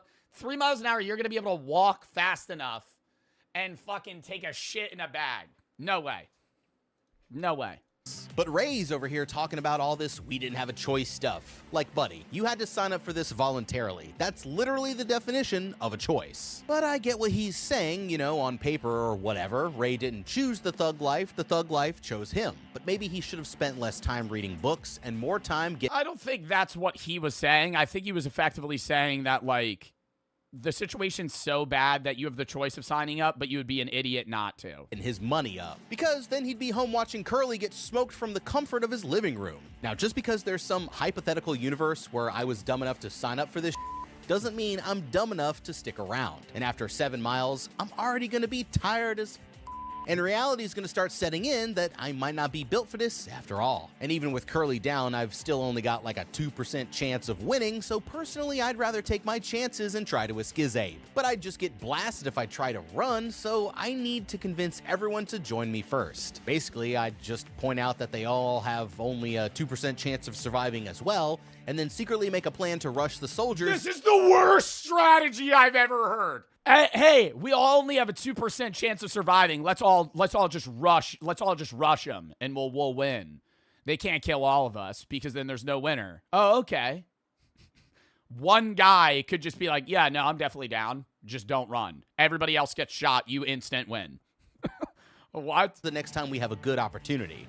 I'm thinking we wait until it's nighttime and they're out in the middle of nowhere, and then we all work together to take down the guards. There's only about, 6 or 7 of these guys? And there's still 49 of us. And I'll be honest, our chances of winning the fight are pretty nice.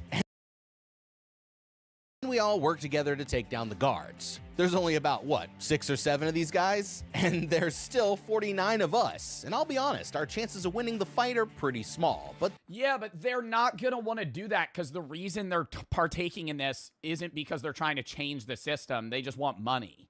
And if they kill all the guards, they're just gonna end up getting rushed by the militias that come for reinforcements. They've got to be better than 2%, right? Now, if you trusted me, that was your biggest mistake. I mean, seriously, there's no way we could take those soldiers. Those guys have tanks. But once the chaos breaks out, I'ma just use everybody as a meat shield, dip into the forest, move to Canada, and change my name. And then I'm never walking more than 50 feet in any direction ever again. They've been walking for hours when Pete finally decides to empty the tank, but since he can't stop, he just turns around and let it rip straight at the other guys. Now they're on mile 17, and Ray tells Pete that he's feeling a little tired, but on the bright side, only 48 more people need to die before he gets to sit down. Pete's feeling it as well, but he tells Ray that the trick for getting through it is to just take things one moment at a time. After a while, they pass a little girl who came out to cheer for Ray like he's one of the damn Jonas Brothers.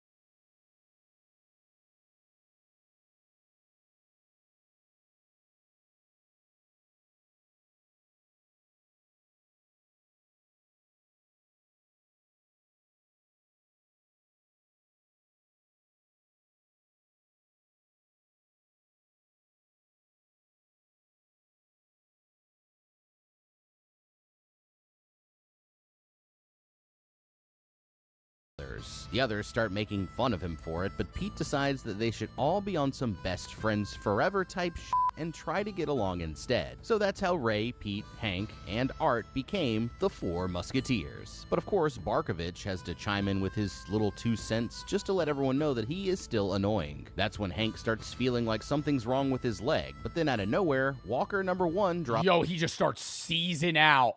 Oh my god.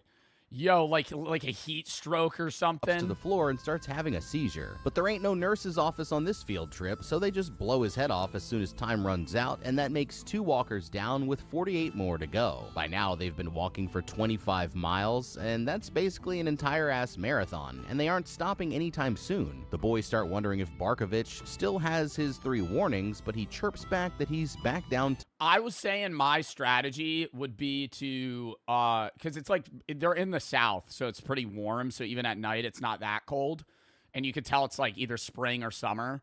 So I would probably, you would be more dehydrated, but I think I would walk with no pants on. So every time I needed to shit, I would just fucking shit, you know, like down my leg. It would be disgusting, but like I would never need to pull my pants down.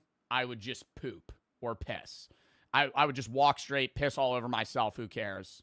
You know, just keep walking. Mosquitoes, don't care. Mosquitoes are the least of your problems. to none, which is when Pete pulls out some kind of tin can full of raw deer meat, and it disgusts Hank so bad that his leg cramp starts coming back. They all start walking a little slower until it passes, but my boy Hank just keeps screwing it all up, and he drops the last little tube full of rations that was supposed to get him through the day. But Ray comes in clutch and gives Hank one of his, because that's just what the Musketeers do. Barkovich starts picking on this kid named Rank for his objectively stupid name, and he rage baits him with a bunch of yo mama jokes until he finally takes a swing. But Barkovich just keeps dodging him like Neo from The Matrix until Yo, this part was actually kind of funny. Because Barkovich is just like, yo, your name's stupid as fuck. I bet your mom's a bitch. And Rank immediately crashes out, tries to punch him, warning 1, misses. Tries to punch him, warning 2, misses. Slides against the asphalt, fucks up his face, and then just eats shit and dies. It's like, everybody's like, Barkovich, you're a murderer. You're a murderer, Barkovich. And it's like, yeah, it's right that Barkovich did rage bait this guy into dying, but like, I mean, the fact that Rank fell for that is like such a weak mentality. He finally trips and ends up cheese grating his face on the pavement. The others already know what's about to happen, and when Rank can't get up, the soldiers just pull up and dome him right on the spot, making 3 walkers down with 47 more to go.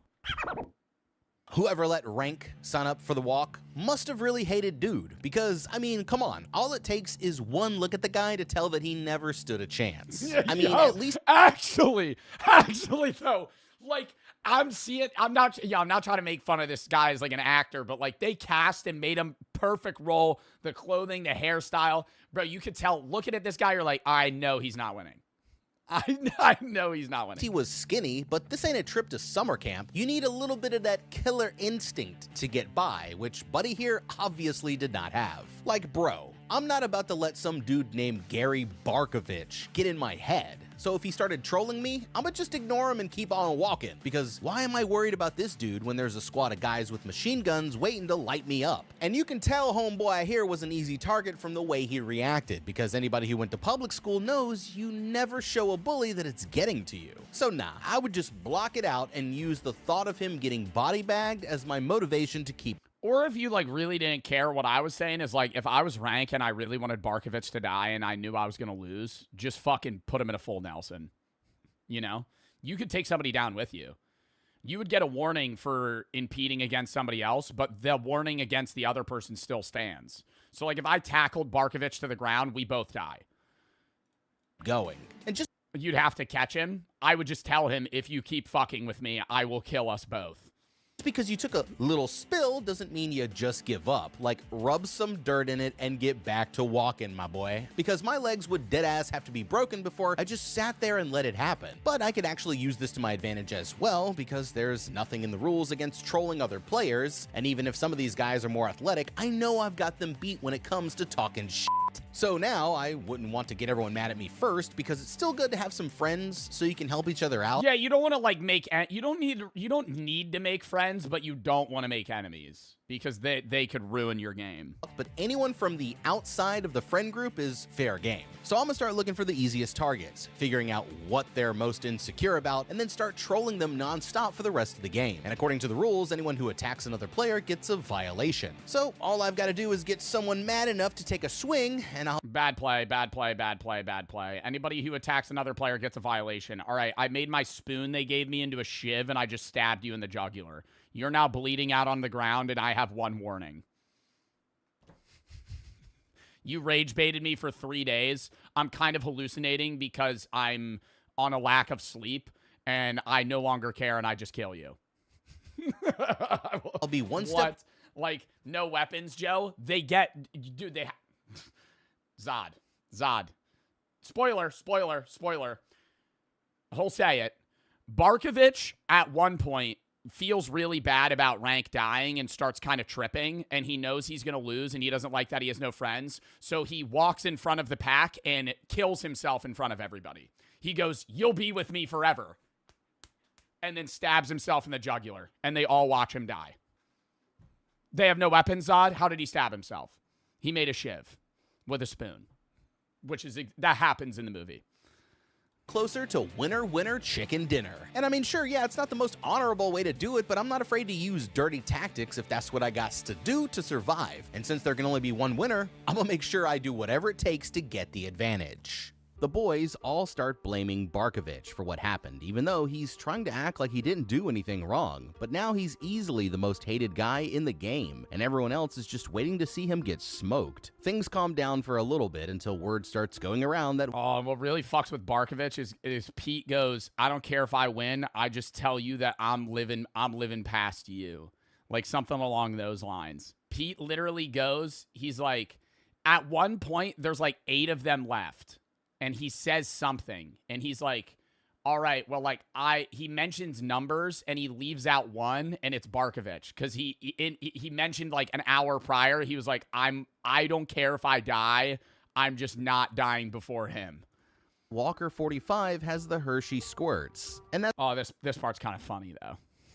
That's when my boy just drops his pants and starts letting it rip right there in the middle of the screen. And I mean, hey, what else are you gonna do here? There's no time to wipe unless he wants to get killed, but he can't hold off the chocolate thunder from down under, and they end up blowing his head off mid-dookie without a moment's hesitation, making 4 walkers down with 46 more to go. Now they're 35 miles in. The fuck thing about that, too, is like, he poops like 5 times. And they go like, oh shit, look, he has the shits. It's bad. And he, like, smells really bad. He keeps pulling his pants down. Bro, why are you wearing skinny jeans? Why are you wearing skinny jeans? Hey, Ma, we're going to the long walk today. I'm going to put on my fucking skinny jeans from Old Navy. What? Out of everything, bro, wear sweatpants. Sweatpants or jeans. You know, loose, baggy jeans. The ones that you can take off. Cargo pants, shorts. I don't know. It's getting close to nighttime. Some baggy shit. Notices that Ray's got something on his mind, but he says that he'll tell him in the morning, so they've got something to look forward to. He breaks out some of these homemade cookies and starts dreaming about being back at home with his mom, but suddenly he wakes up a few hours later, and Pete says that he's been sleepwalking for miles. Everything seems to be going fine until Ray gets his second warning, and Barkovich starts chiming in with his usual bullshit. That's when Ray trips and gets warning number 3. But even though Pete helps him up, he starts cracking under the pressure and spazzing out on his own boys. Yeah, bro, because he's got 3 warnings. If he fucking falls back again in the next 3 hours, he's dead. Now it's time for their greatest challenge yet, a hill. And Stebbins says that they're about to start dropping like flies. The place Yeah, he said, I think he said something along the lines of like, last year, 12 people died on this hill. Or like 15. He was like, more than half of the people left die here. Because it's like a fucking 300-meter stretch of just like a full incline. Starts sounding like a Call of Duty match as anyone who slows down gets blasted, and Barkovich is still yapping the entire time. All Ray can do is lock in and ignore the rifle pointed straight at his face, but when he's about to give up, Pete grabs his arm and helps him push through. Ray apologizes for losing his cool, but Pete's already squashed the beef. And Art and Hank survived the climb too, so it looks like the Musketeers are still going strong. Only 18 of them. Bro, it's this guy. Is his name Art? I don't know which one's Art. Still going strong. They usually refer to each other by the people refer to them by their numbers. This guy chews a singular piece of gum the entire time. The entire time. He's like, me and the gum got to make it together. Dude, that shit gets stale an hour in. You're 35 hours in chewing on the same piece of gum. Hank survived the climb too, so it looks like the Musketeers. Flavor's gone, dude. It would turn into a rock. Tears are still going strong. Only 18 of them survive until the morning, and now they're 59 miles in, with every step getting harder and harder. Alright, now the fellas just survived their first night, and if I was able to make it through that, then I'd be starting to feel a lot more confident about my chances of winning this entire thing. But since we're down to only 18 survivors, I officially have a 5% chance of winning. And that's still not great, but it's better than nothing. Not great, that's ass! That's ass. More than half of the people are dead, bro. You still got a fucking 1 in 20. Right? And honestly, I gotta try to look on the bright side because after walking 60 fucking miles nonstop, I'm gonna be the most exhausted that I've ever been in my entire life. Like, I don't know if you fully realize this, but that's 2 marathons without stopping. So unless I gave myself an adamantium skeleton like Wolverine, my legs, knees, hips, ankles, hell, everything are gonna feel like they're on fire. And my feet are gonna be so covered in bloody blisters. So yeah. Yeah, you're gonna be bleeding like crazy. They're not mentioning that. Like, you're regardless of what shoes you're wearing, your feet are going to be so fucked.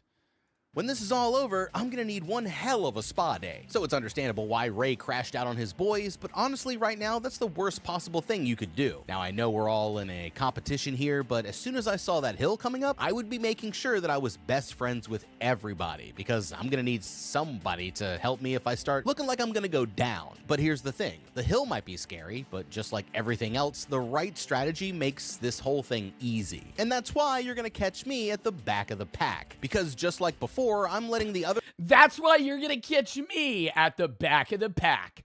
Just like the aerodynamics video that I showed you of the cow walking through the wind, I'm going to be getting a lot easier of a walk than the other people. They're going to be pushing through the wind that I'll be briskly gliding through. other guys take the wind to make my life slightly— Yo, it's not the wind.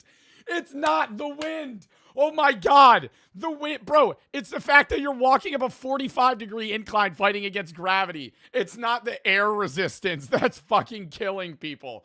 It's that you're walking for 24 hours straight. It's the middle of the night, it's fucking raining, and it's hilly. easier, and then all I gotta do is get into a rhythm and power through. But what's scarier to me is the stuff that I can't control, like needing to sleep and go to the bathroom. Obviously, I would just try and stay awake and hold it in for as long as humanly possible, and that's probably gonna work for a day or two, but we need a backup plan just in case nature calls. You know, taking a shit is gonna be easy because, like, just let it rip as you keep on walking. I mean, it's completely disgusting, right? And embarrassing as hell, but it's better than getting capped while you're squeezing one out. So personally, I'm gonna be spreading it down the road like an old dog and just keep it pushing. But sleep though, that's gotta be the real challenge because eventually I'm gonna get tired. But this one's easy too if you've got the right strategies. Yo, he's so in on aerodynamics.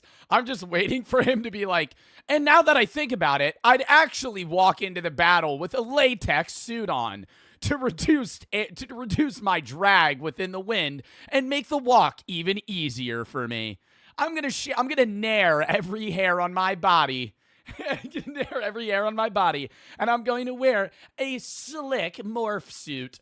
So for me, I would just team up with a group of guys and work together so we could sleep one at a time. I'm not saying that we'll get the full— Well, you don't really sleep. It's like this weird, you would be able to rest, but that's what it is. Like they kind of start sleepwalking. They have to carry each other kind of. 8 hours, probably like 30 seconds at best, but every little bit helps. And when this is all— You would micro sleep. All over, I'm gonna be laid up in the bed for a week. What animals do that? There's animals that micro sleep. Pete asks Ray if he thinks that he's gonna make it, but honestly, he's been having some doubts, and Pete admits that he gave up on winning a long time ago. He says— Ooh, yeah, he said at some point he's just gonna sit down. That he wanted to believe that they wouldn't actually kill everyone because I guess he forgot that this is literally a death game. But now that reality came knocking, he doesn't think that he has what it takes to outlast the others. At mile 67, they come up on 2 kids on bikes who are about to witness something traumatizing. Everyone is feeling a little tense, and Hank's barely holding on, but that's when Harkness gets his first— Yo, that motherfucker should have gave up miles ago. He breaks his foot walking up the hill like 8 hours prior. Breaks his foot. Fucking snaps. He's walking on a stub and his fucking foot is just hanging the other way, right? Like if this is his foot and he's walking like this, it's like his foot's to the side. He's walking on like the stub of his foot. And at some point he's like, I can't keep going. I'm like, yo, the second you broke your foot, you should have just sat down. Like you're not winning. Warning, he snapped the shit out of his ankle back on the hill, and he's been walking on the bloody stump ever since.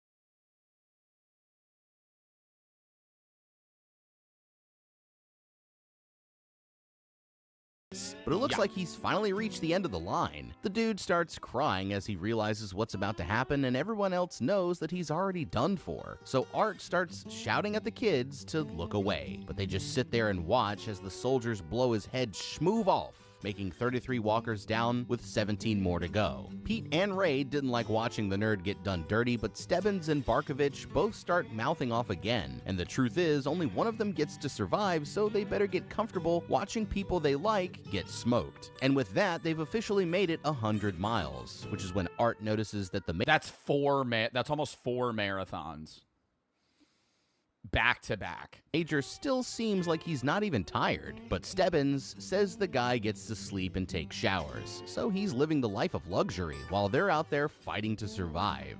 Ray notices that Stebbins has a little cough, but he plays it off like it's just his allergies. But then all of a sudden, this one dude tries to dip out and make a run for it, but the soldiers light him up before he even makes it past the sidewalk, making 34 walkers down with 16 more to go. Oh my god. All right, now I'm sorry, but this dude should have just dropped out at the beginning and saved everyone the trouble. Like, that was honestly the worst escape attempt that I've ever seen. And Buddy... I get him trying to escape in the city, but it's like, yo, like, actually, best case, he should have just dipped at night into the woods when, like, there's low visibility and he would be able to, like, duck behind trees. Could have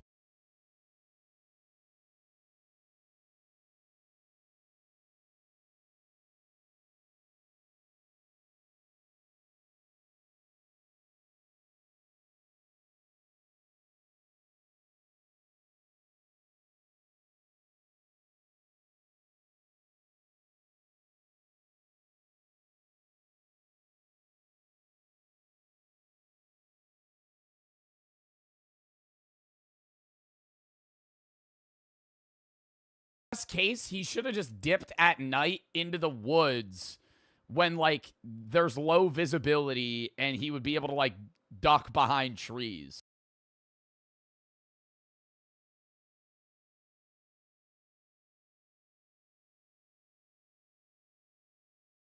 Could have at least given us a fucking heads up first, like, damn, maybe I wanted to escape. But now, they're all gonna be ready for it. But anyways, I don't know what the guy was thinking, but he obviously hasn't been playing enough COD, because otherwise he'd know that glass doesn't stop bullets. Well, unless it's bulletproof glass, but you know what I'm trying to say. Like, genuinely though, what was Bro's plan here? To run in a straight... I think he should have darted behind the car.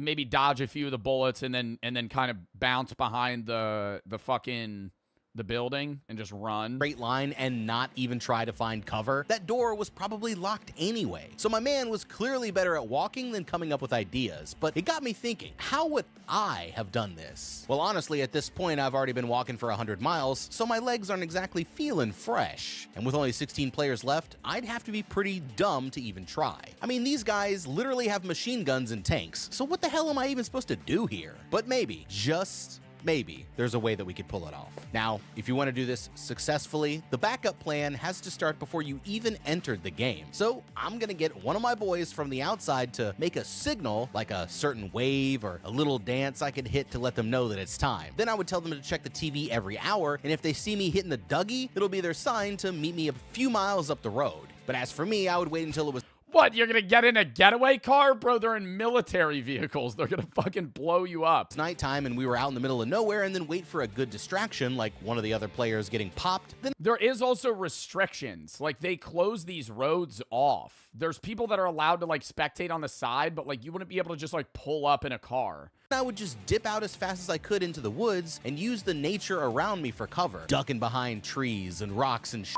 until I was able to lose the soldiers, make it to the getaway car, and get the hell up out of there. But to be honest, I'm probably not even making it more than 10 feet, even with the best plan that I could think of. So right now, it's probably better to just stick around and try to actually win this thing. By mile 103, they start... Where is this taking place? I think it's in, like, Arkansas or somewhere. It's, like, somewhere in the South. They're talking about what they would wish for if they win. Ray says you're supposed to wish for something that money can't buy. And when it's Pete's turn, he says that he's gonna wish for the walk to have 2 winners. That way, not everybody has to get capped. Now they want to know what Ray would wish for, but he decides that he doesn't want to jinx it by saying it out loud, so all he'll say is that he wants his wish to change the world. They make it through the night without... No, and he says, I think he says he would tell Ray, like, the next day. And he said he would spoiler, I mean, if you're this far in, you don't really care about spoilers. He says he would wish for, a carbine. and they would have to give it to him on the spot, and he would shoot the major in the head. And they wouldn't kill him because you're the winner and everybody cares about. That'd be like you killing the Hunger Games winner. Like, people would be pissed. At mile 144, it's pretty obvious that Stebbins, yeah, he ain't doing so well. Things get pretty tense when Art has to pull over for a quick dookie, but he's able to get it out before he catches one to the face. Now that they're alone, Pete asks Ray about that wish again, but he says that he'll only tell him if he keeps it a secret. It turns out that his dad used to show him all kinds of stuff that the government didn't like, but one night, 12 kicked in the door, waving the 4-4, and dragged Pops out into the street. They gave him one last chance to be a good NPC, but my boy decided to stand his ground, so they blew his face off right there on the spot. That's why Ray decided to join the walk, because if he wins, he's gonna wish for a rifle and use it to slime the major live on TV. Pete starts pointing out some flaws in his plan, like how his dad would still be around if he just lied, and he doesn't think that Ray actually has what it takes to kill someone. He thinks it's more important to actually appreciate their lives instead of going around looking for revenge. But Ray is convinced— Yo, this movie is so fucking peak, bro. —that his only choice is to slide for his old man. They pass a family of rednecks watching from the side of the road, and Ray says that they're only here to watch somebody get murked. But Pete reminds him that they all live in the same messed up country, and if Ray doesn't believe that there's still good in the world, then there's no reason even trying to win.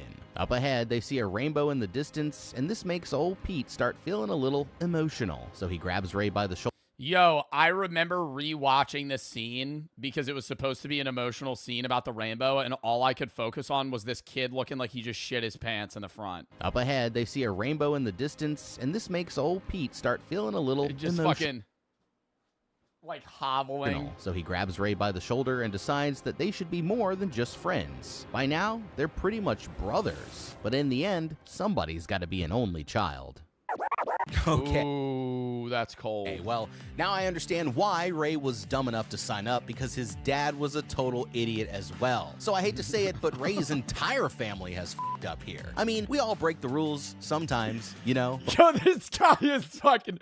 He's like, I don't care about the emotional shit. Yo, this family's fucking stupid.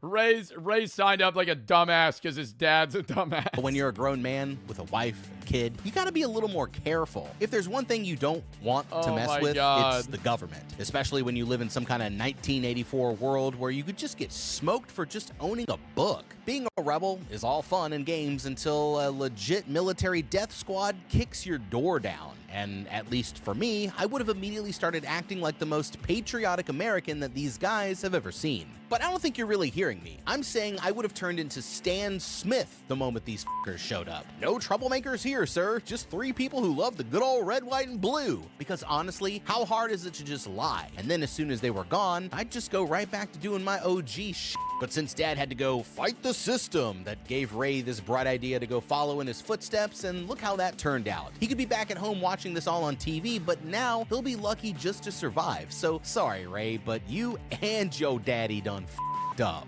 By mile 170, the boys are barely holding on, and Walker number 4's feet are starting to look like ground beef. When he can't handle the pain, he tries going up to a tank for some help, but the soldiers just run his freaking legs over and— Oh my god, I forgot about this shit.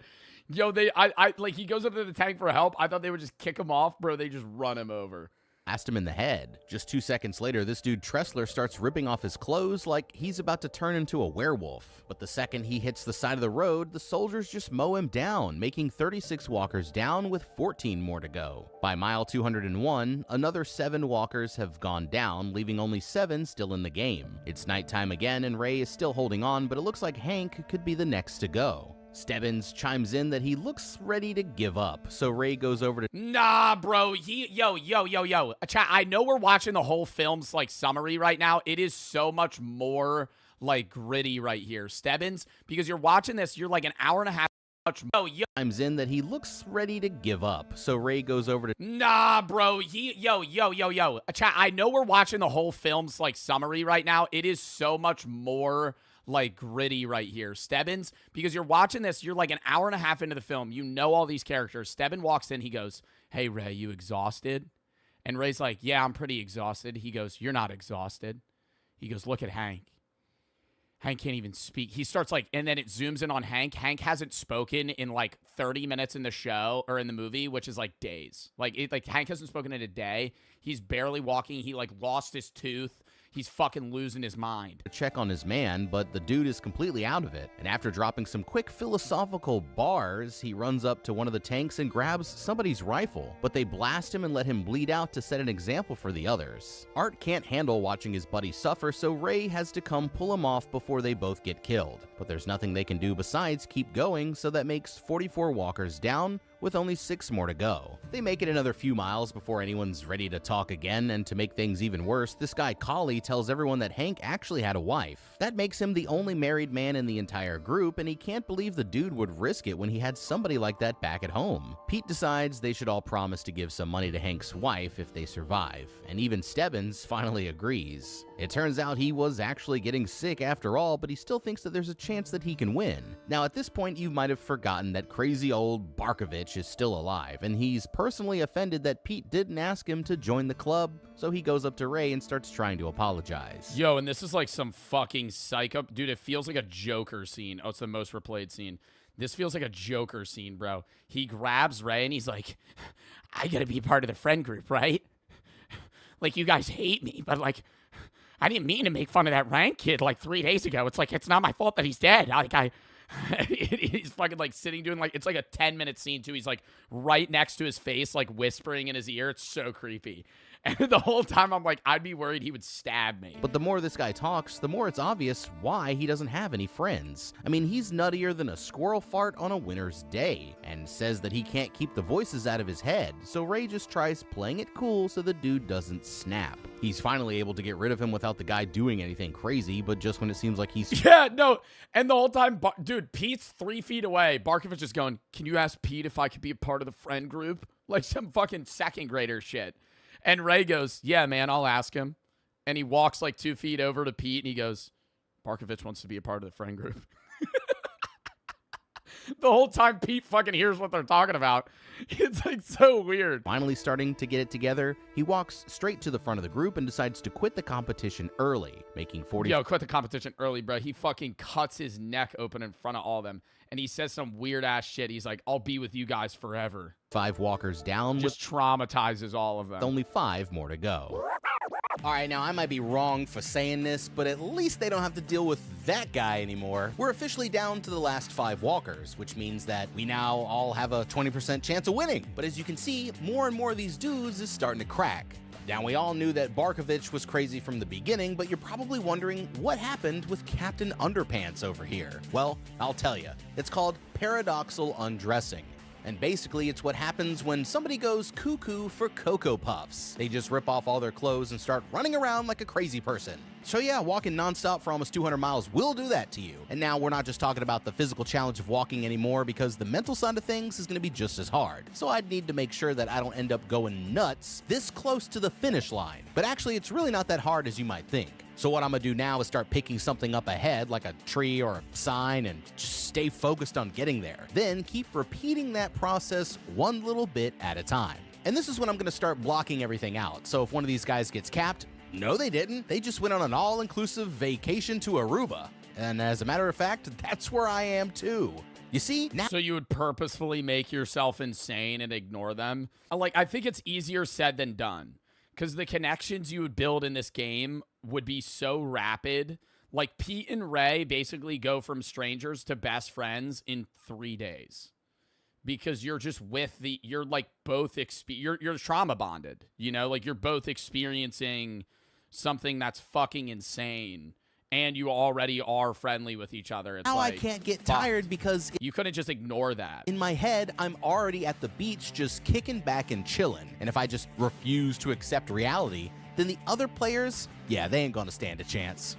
At mile 260, they passed 10 marathons, back to back 10 marathons. By a flaming car crashed on the side of the road. Khalid decides this moment calls for a sing-along, and they all start singing Oh My Darling Clementine in honor of Hank's wife. Now it's sunrise on day number 5, and they're getting close to the town where Ray's family lives. Khalid says he's lucky for getting to see 5 Clementine. He decides this moment calls for a sing-along, and they all start singing "Oh My Darling Clementine" in honor of Hank's wife. Now it's sunrise on day number 5, and they're getting close to the town where Ray's family lives. Collie says he's lucky for getting to see his mom, and he's pissed that he won't get the same chance again before he dies. But Pete thinks that seeing her is only going to make things worse. At mile 286, they finally make it to Freeport, but Ray's boots fall apart as soon as he gets to town, so he has to ditch them and start walking in his socks. He's gonna make it get the Ray's wife. Now it's Collie says he has to ditch them and start walking in his soggy socks, which is when he turns to see his mother watching from the side of the road. It's a heartbreaking moment, but instead of passing her, oh my god, this scene made me cry, bro.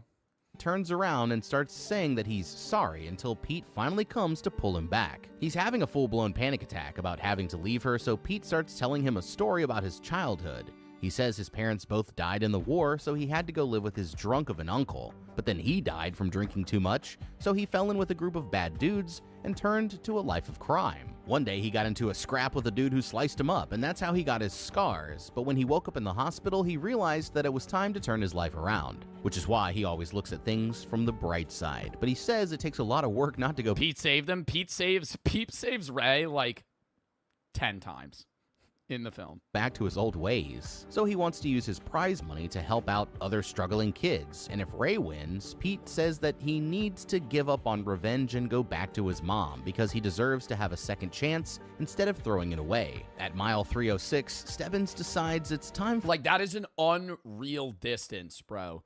What is 300 miles? What's like distance from Pittsburgh? What's like a known thing? Like, what's Philly to New York? Philly to New York is only 94 miles. Okay, Philly to Boston.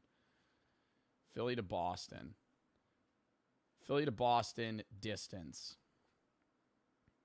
306 miles. That is the exact distance that they're...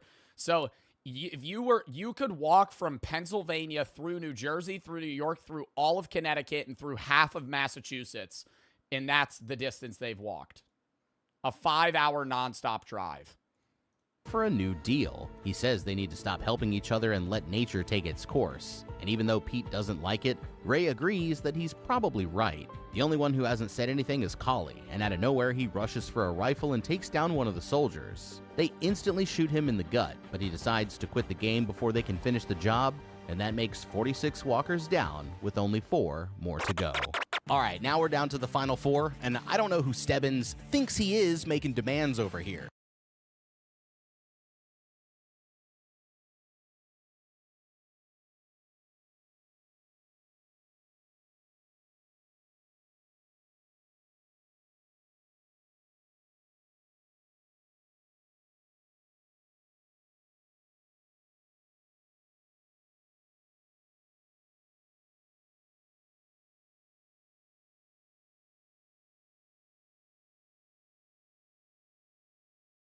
But he's clearly on death's door, and the boys have him outnumbered 3-1. So, honestly, why the hell would they listen to this guy? Of course, he wants them to stop working together because he knows it's the only chance he has of surviving until the end. But honestly, he's in no position to be calling the shots. So if it were me, I would try making him a deal. Think about it this way, right? Stebbins is getting sick.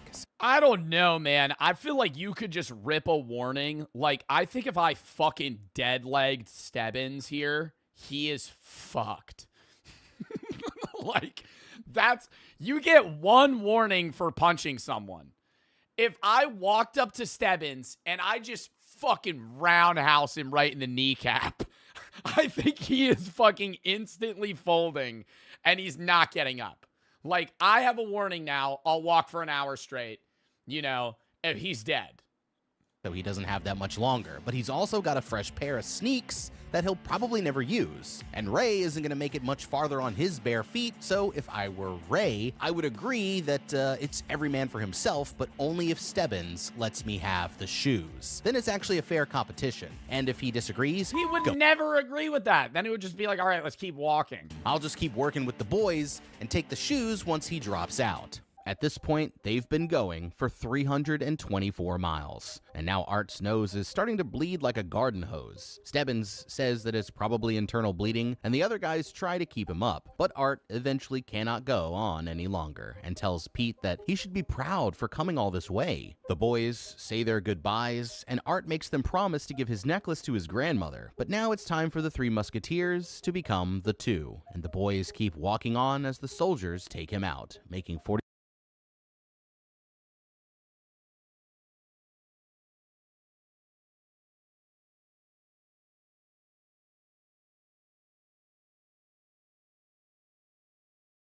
down with only 3 more to go. At mile 326, y'all gotta watch this movie. I don't care if you know the fucking ending, bro. This is it's so sad actually watching like that versus like hearing what happens versus actually seeing it. He literally goes, "You guys gotta promise me you won't look," and he's like, "You gotta promise me you won't look." And then they're like, "Okay."